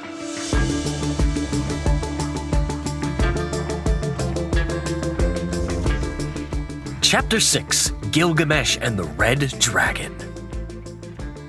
It was late at night. Ezekiel gazed up at the looming edifice of Proto-Joe HQ and nervously adjusted the tiny earpiece concealed in his left ear. Red Dragon is in position. I repeat, Red Dragon is in position. A tiny version of Jim's voice announced across the airwaves. Roger that, Maverick. Felicity's voice was thin and metallic through the radio static, but her trademark efficiency came through at high volume. And the black panel van won't trouble us? That's a confirmed, Tropic Thunder. Bogey Black Vehicle's distributor cap was covertly removed and is currently scheduled for maintenance in my kitchen trash can. Ezekiel massaged his temple. If you're all done, explain to me again why we have to use these walkie-talkies. Because your dad, I mean Maverick, recently bought them at a thrift shop, and they're fun. And Red Dragon should be grateful he has such an efficient surveillance team.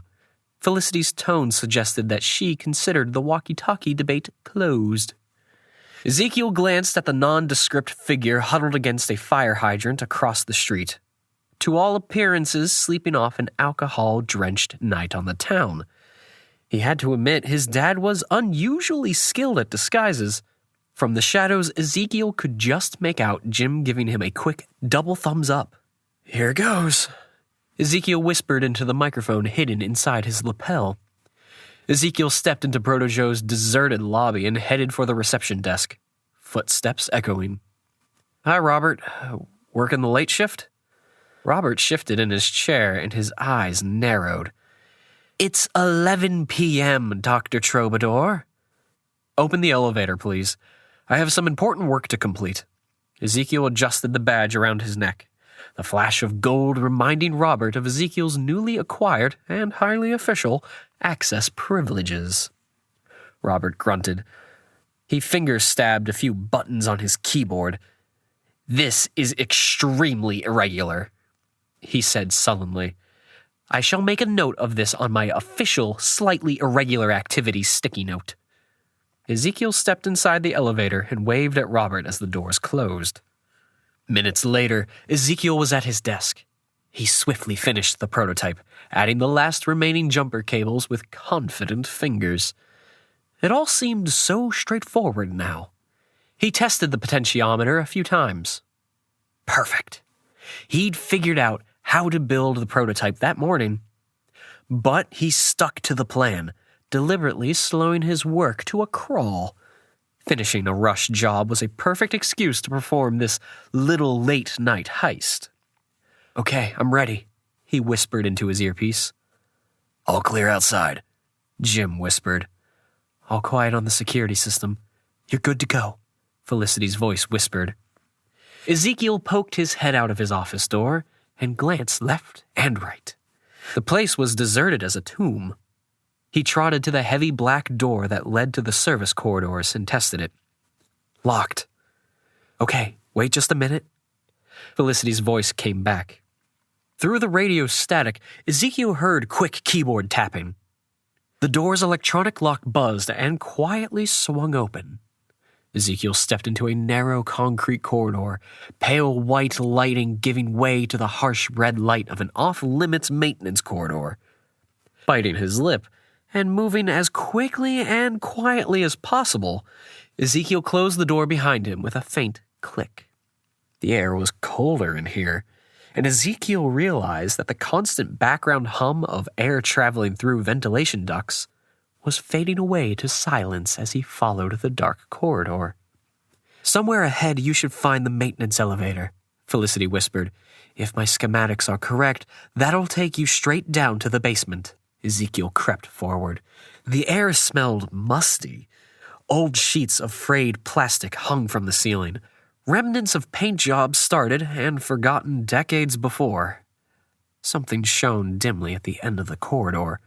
As he pushed layers of old plastic aside, Ezekiel saw that the light came from a bare light bulb hanging in an old industrial elevator. He pried the elevator door open, and the elevator wobbled like a septuagenarian on a skateboard. Ezekiel muttered a few words of an obscure nature. "Are you sure this thing is safe?" "Of course," Felicity responded. Ezekiel placed a foot on the floor, carefully testing his weight. Somewhere above, a cable squeaked in protest, and a thick layer of dust cascaded from the elevator's ceiling. "Felicity, this thing is a," more obscenities, "death trap." "Hold, please." After a pause, Felicity's voice came back, this time strained and a little too cheerful. "This elevator's last inspection came back with an all clear in, 1962, so you should be okay." "That was 7 years before the, really quite a lot of obscenities, moon landing!" Ezekiel hissed into his lapel microphone as cold sweat materialized across his shoulder blades. Gingerly, Ezekiel stepped inside and studied a panel of vertical jumper switches beside the door. He held his breath and flipped a switch. The elevator coughed, shook, and lurched downwards.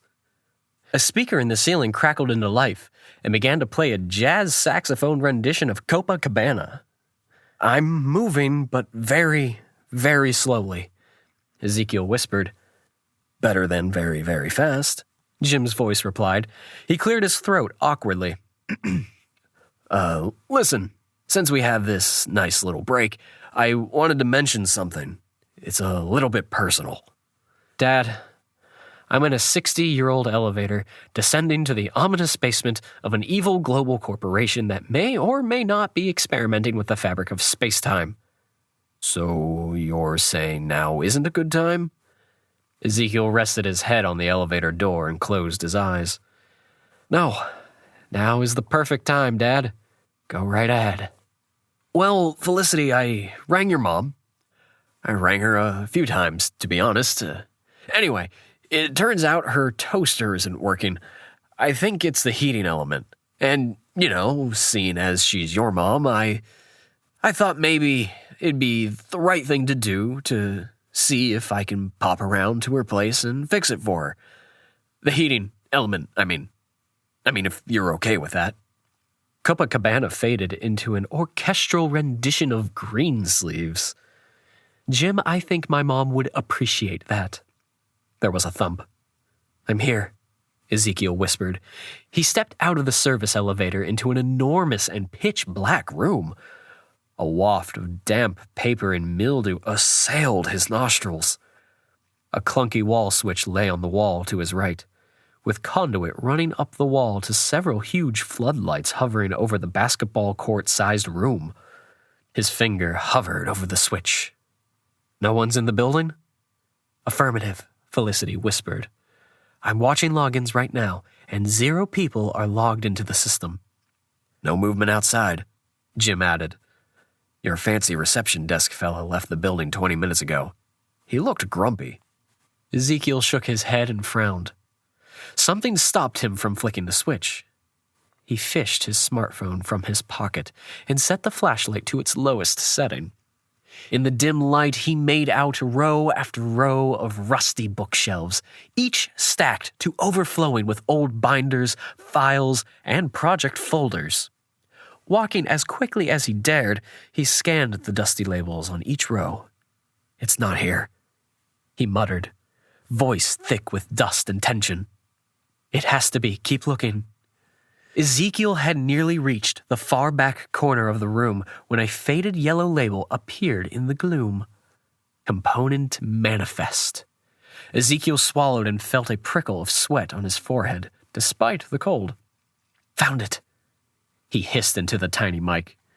Fingers suddenly clumsy with adrenaline, Ezekiel fumbled into his pocket for the component his dad had retrieved from the DIY surveillance device hidden by his front door. He looked at the serial number again. GWA-4212. Ezekiel muttered to himself as he scanned the alphabetized shelves filled with product specifications accumulated through Protojoe's decades of manufacturing who knows what for who knows whom. Ezekiel dragged a heavy black folder labeled GW from the shelf and opened it out on the floor. Hands shaking, he leafed through page after page of component schematics until he found entry 4212. The entry was a single page printed on yellowing paper in fading typeface. Top Secret, Gilgamesh Worldwide Acquisitions, Protojoe Parent Company. GWA 4212. Temporal sensor, experimental. Detects equivocal time states utilizing quantum entanglement. Outputs one of 5 potential experimental values designated as past, P, present, PR, future, F, past present, PP, and present future, PF. For further information, see dossier on Professor Wilhelm Stumpelblitzen. Background information, see doctoral dissertation, Dr. Ezekiel Troubadour. Ezekiel looked again at the tiny chip, with its 2 tiny rotating tumblers. It's a quantum device modified to slot into a microcontroller. He breathed. A manic laugh escaped his lips. P, PR, F, PP, and PF. Ezekiel realized now why those 5 initials had been so familiar.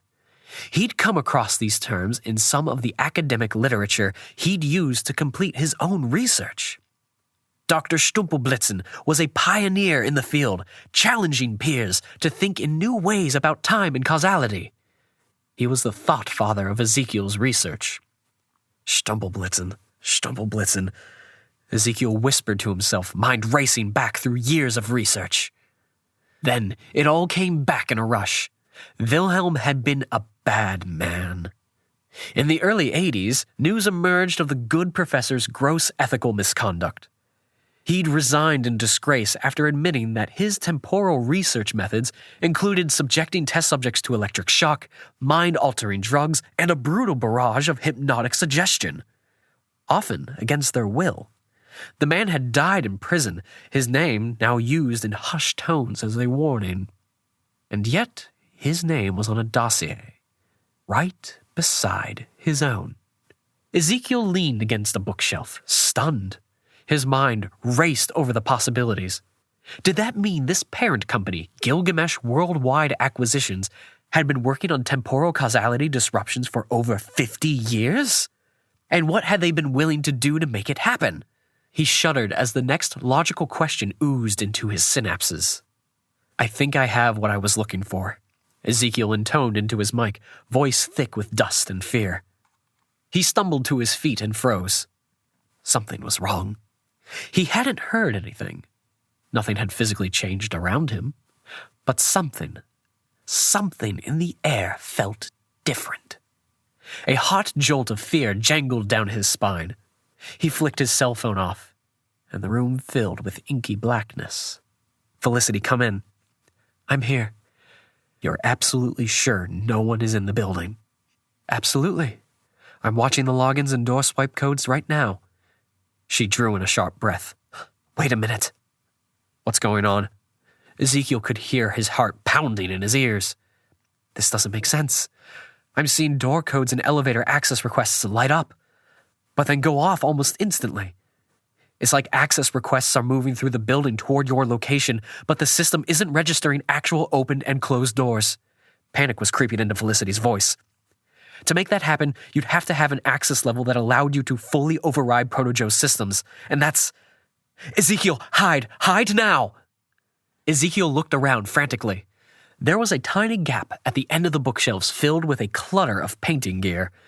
He squeezed his frame into the gap and dragged an old paint tarpaulin over himself. Then he tried not to breathe. Click. The whole room lit up.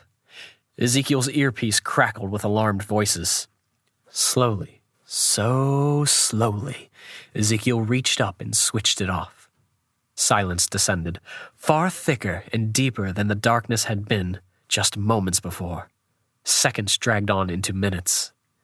Could the light just have been a timed sensor?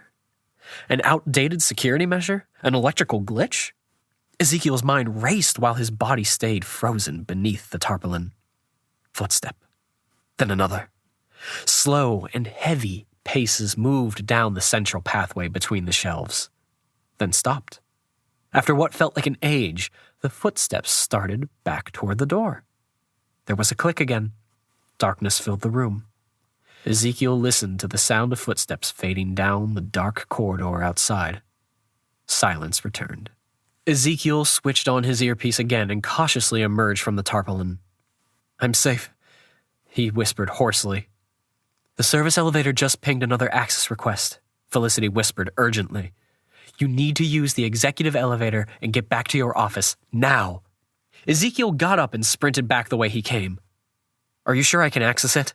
Flashes of his nightmare returned, and for one insane instant, Ezekiel expected to look down at a bright orange bunny suit. "No, but it's your best bet. Run!" Ezekiel skidded and turned down a much brighter corridor. The gleaming executive elevator was open and waiting for him. He crashed into the elevator, swiped his golden card, and mashed his finger over the 8th floor button. For one scary second, nothing happened. Then the elevator lurched into life, rocketing him up to the safety of his office floor. Back at his desk, Ezekiel wiped the sweat from his brow and worked to calm his breathing. He looked up.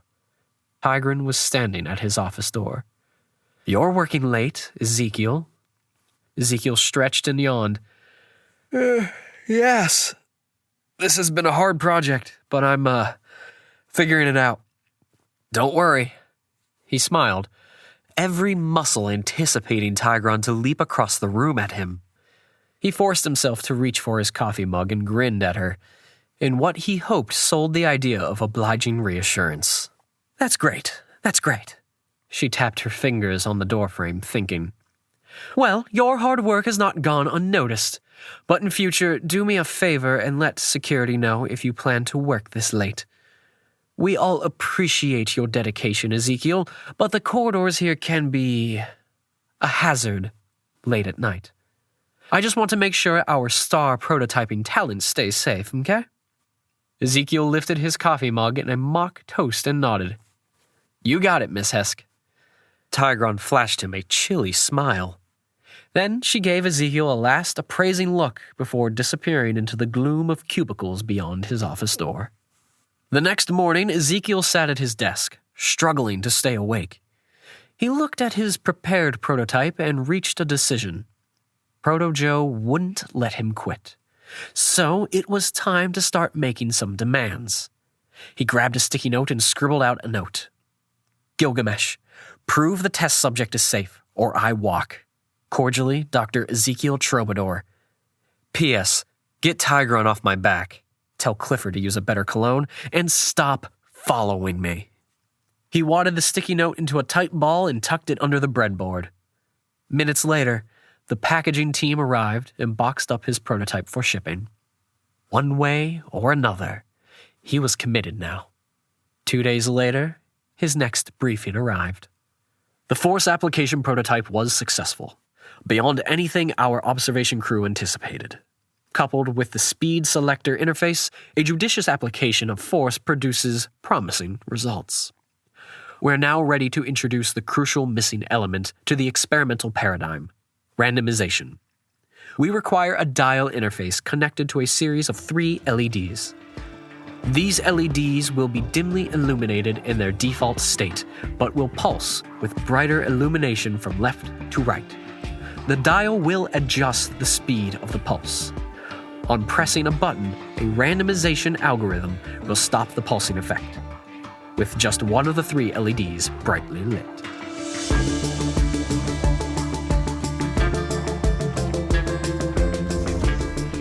Chapter 7, Ezekiel and the Power Chord of Righteous Purpose and Fury. The next few days were an exhausting barrage of nothing happeningness. Ezekiel got up, went to work, and sat at his desk waiting for the chunky steel-capped shoe of calamity to drop. It never did. Tigron changed her hair color to an eye-jarring shade of Kool-Aid yellow.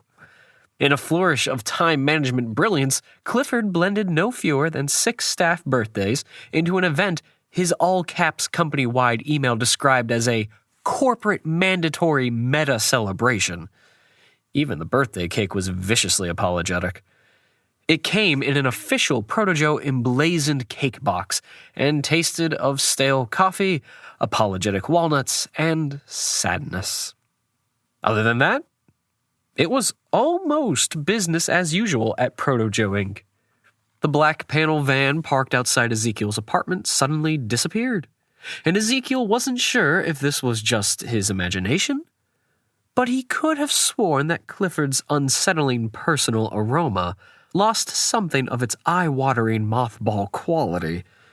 His shiny-headed arrival was now presaged by a subtle waft of potpourri and room-temperature strawberry yogurt. Ezekiel decided this was a small win, but worthy of quiet celebration.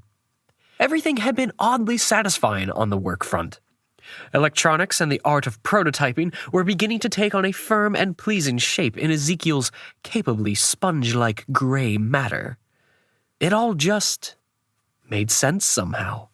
Years of theoretical physics, hours of watching his dad toil over old-school electronics, and a growing toolbox of his own Arduino know-how blended in Ezekiel's frontal cortex like a thrumming hairband power chord of righteous purpose and fury. Once a lost soul, Dr. Troubadour's muse had arrived. He was now a man in his element. Ezekiel put the final touches on his randomizing prototype and glanced at his Casio calculator watch. He had a few minutes before he and Felicity were meeting for lunch. So he settled back in his chair and gazed out of the glass window of his office at the hushed, gray expanse of cubicles lying beyond, just watching the waves of people come and go. Ezekiel caught himself doing this a lot lately. A harried-looking woman in her mid-40s scuttled between the cubicles, clutching an expandable file and a half-eaten apple. She stopped and poked her head over a partition, issuing a few heated words to the anonymous office worker encased therein. "Oops," Ezekiel whispered. Her speech delivered, the stressed-out lady turned to go. The half-eaten apple flew from her hand and tumbled across the floor, its journey coming to an abrupt end as it bounced off a photocopier. Muttering something nasty, she picked it up and trounced back to the nameless department from whence she came. Ezekiel frowned and replayed the last few seconds in his memory, mentally unjumbling the sequence of events into the correct order. Oops? Had he just oopsed and observed in the wrong order? His watch pinged. Ezekiel collected Felicity on his way up to the swankiest of swankies, the executive lounge on the 11th floor. The room was dimly lit, enormous, and filled with wafts of red wine and freshly baked bread. A dozen small tables stretched across the gloom, each illuminated with the unconvincing flame-light flicker of a fake LED candle. Waves of lounge music settled like a fluffy acoustic blanket over the murmur of hushed private conversations. "This is it?" Felicity asked. "Yeah, sorry." An aggressively polite man with a big H on his badge, hospitality Ezekiel guessed, ushered the pair to a corner table. "Might I interest either of you in some complimentary Protojo dining slippers?" H. Badge asked. Felicity blinked. "Try the dining slippers," Ezekiel whispered. "They're comfy." Maybe next time. I do appreciate the offer, however," Felicity stated, in her usual clipped blend of precision and appropriateness. Monsieur H. Badge bowed with a flourish and disappeared back into the kitchen. "Are you sure it's okay for us to talk here?" Felicity glanced at the hushed throng of important Protojo executives as they busily devoured an eclectic smorgasbord of important person lunches. Ezekiel nodded and handed Felicity a fancy-looking menu. Look around. No one's looking at us. We may as well be invisible. Felicity scanned the room. It was filled with a bespectacled, bow-tied, and impeccably coiffured who's who of Proto-Joe bigwigs. No one paid them even the slightest attention. The sheer absoluteness of how deeply Ezekiel and Felicity were ignored seemed deliberate somehow. This is weird. Why are these people being so weird? Ezekiel shrugged. What isn't weird about this place? Monsieur H. Badge rematerialized at their table to take their order. After several minutes of culinary interrogation, Felicity requested flambéed duck with seared artisanal turnips. Ezekiel requested a cheese sandwich with the crusts cut off. A bubble of solitude once again descended around them. Felicity leaned forward and fixed Ezekiel with a meaningfully smirky stare. I have information.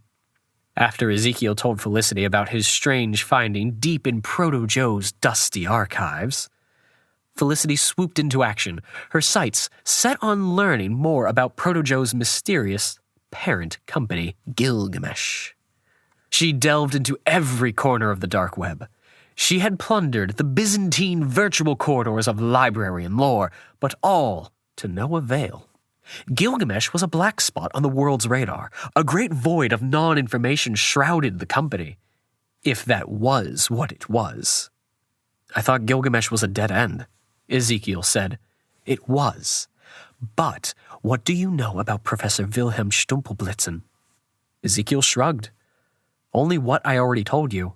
He specialized in temporal neurology back in the 70s and 80s. But he was a bad guy. He performed some crazy experiments involving mind-controlling drugs and electric shocks, and didn't care if his test subjects agreed to participate or not. The old codger was drummed out of the academic community in disgrace, and gave quantum causality research a bad name for decades. You read that he died in prison, yes? Ezekiel nodded. That's what the history books say. He was found guilty of a string of criminal offenses and locked up for life. And before he was fired, he had tenure at Berkeley, right? That's right. For many years, if I remember it right.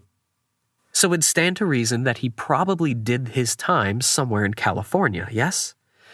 Ezekiel took a sip of the water and noticed the glass trembling in his hand. Where are you going with this? What if I told you that I'm pretty sure our evil time professor didn't die in prison? Felicity's words now came out in a fast, excited whisper.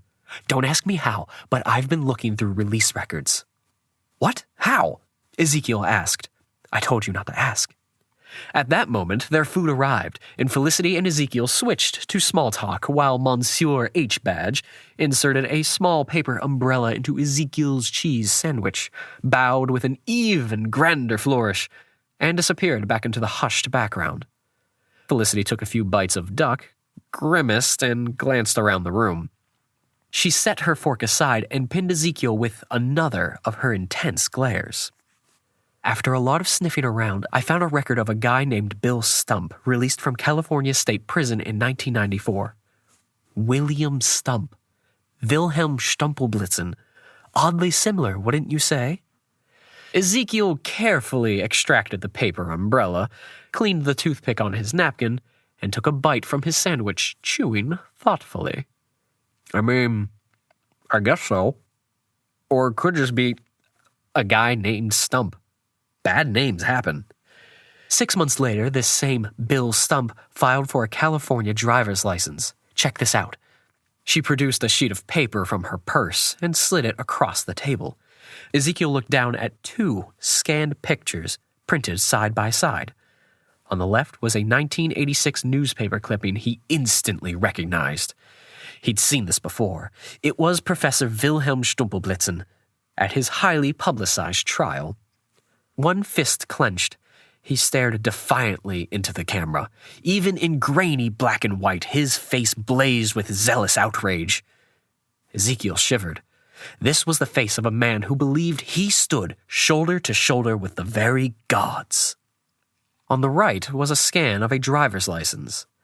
The man on the card looked older, his face heavily lined. His hair was disheveled, and he wore an eye patch. But everything in his expression was identical in its anger, identical in its relentless, unshakable certainty, glowing deep from within. Ezekiel dropped his sandwich, a lurch of reality sickness jolting his mind like an intoxicated reverend on an express roller coaster to hell. That's him. Felicity whisked the paper from the table. There's more. 2 years after this driver's license photo was taken, William Stump was renting a penthouse apartment about 2 miles west of where we're sitting right now. He died 3 years ago, fabulously wealthy. He left his vast fortune to his 16 cats and a pet Baudrillard named... Felicity checked her notes. Donald. No one attended his funeral.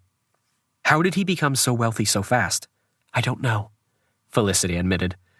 But it shouldn't be so far-fetched to imagine that he found gainful employment somewhere. Passing on his knowledge and methods, perhaps? Gilgamesh. Ezekiel breathed. Felicity nodded. So you're saying that Gilgamesh Worldwide Acquisitions, whoever they are, tracked Wilhelm down and employed him to perfect his methods? And after years of experimentation, this company finally developed an electric sensor that can measure minute changes in time. The same chip Dad found hidden outside my apartment. Felicity nodded, and Ezekiel noticed her hands were now bunched into small, white-knuckled fists as she picked up where he left off. But at some point after that, I think it's a good bet Wilhelm's research hit a brick wall. It was close. But even with all of Gilgamesh's resources, he couldn't get a test subject to make any real progress.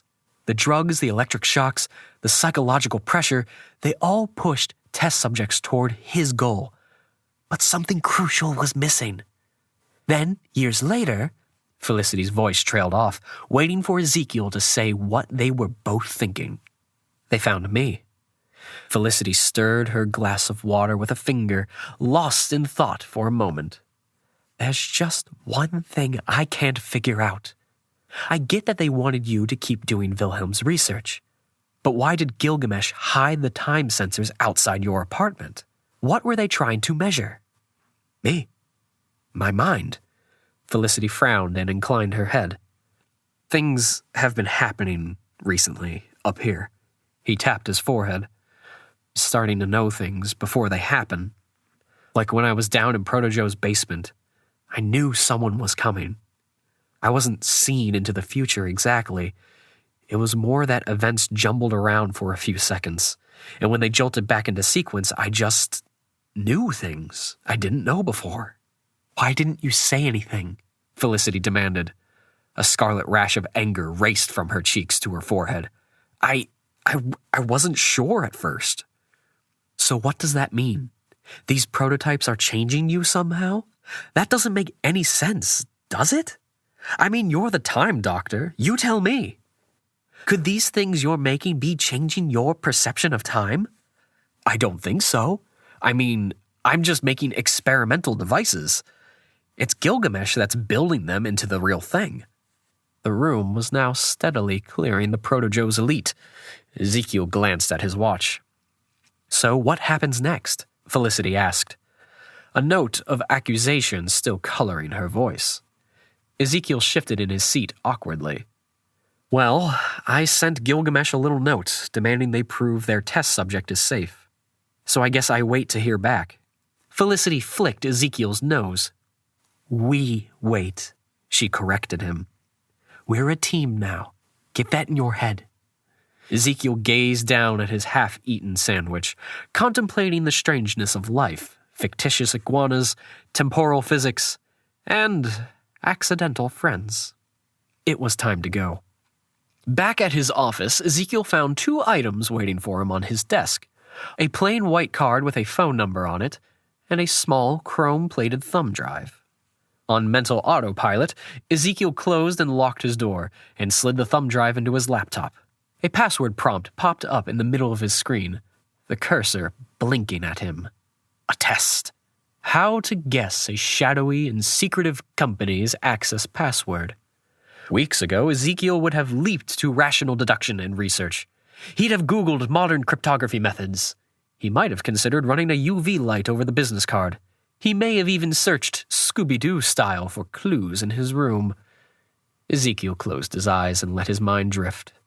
He held all the strange things that had happened in his memory all at once, tumbling them around together like sea pebbles in a plastic bucket.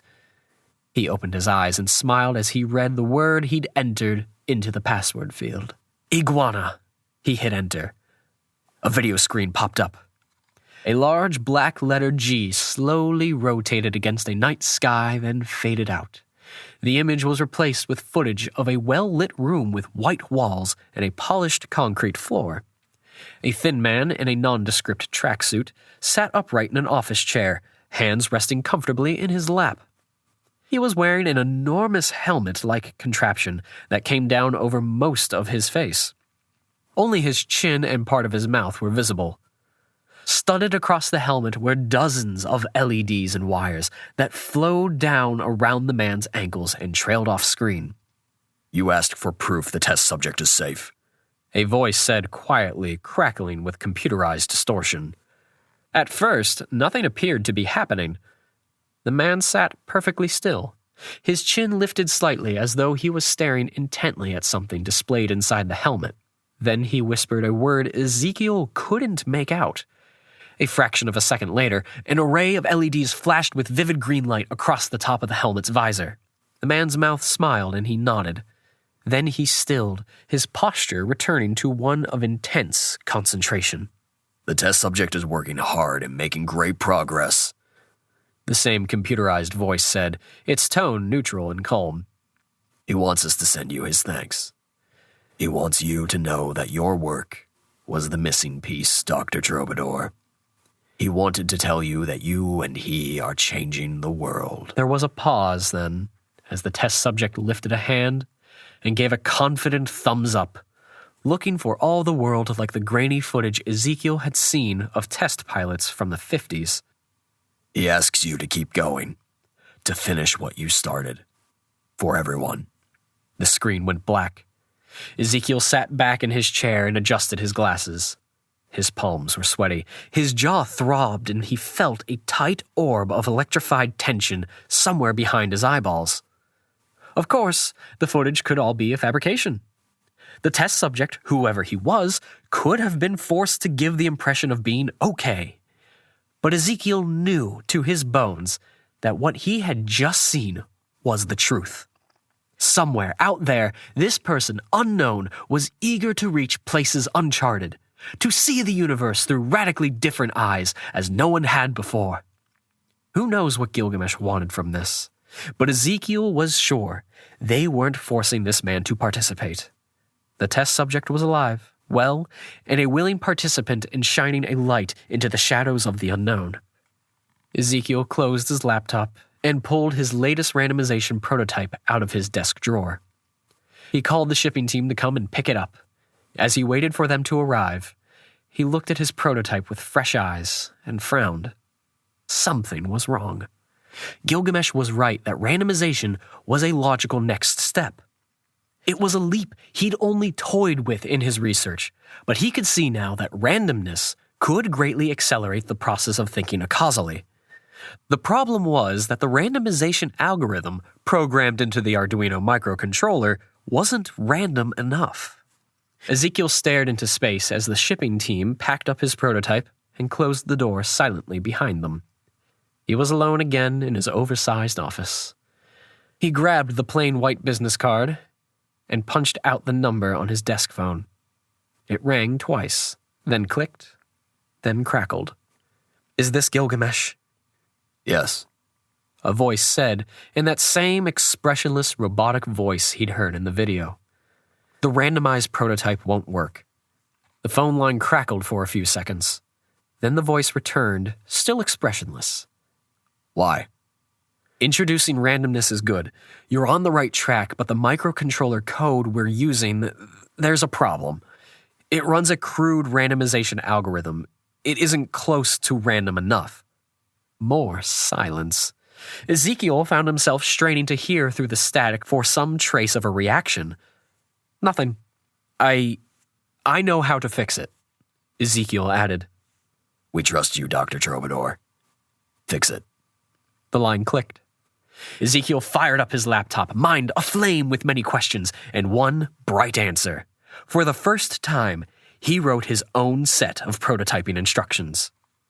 The temporal dissonance our test subject needs can, theoretically, be triggered with random sequences of lights. But heightened variability will exponentially accelerate results. I'll therefore develop an array of 64 LEDs in an 8x8 grid. On pressing a button, a random constellation of LEDs will light up.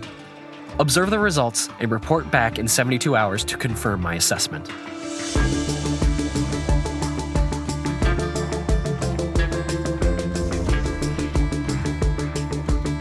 Thanks a ton for watching. You can head over to Amazon to purchase this book.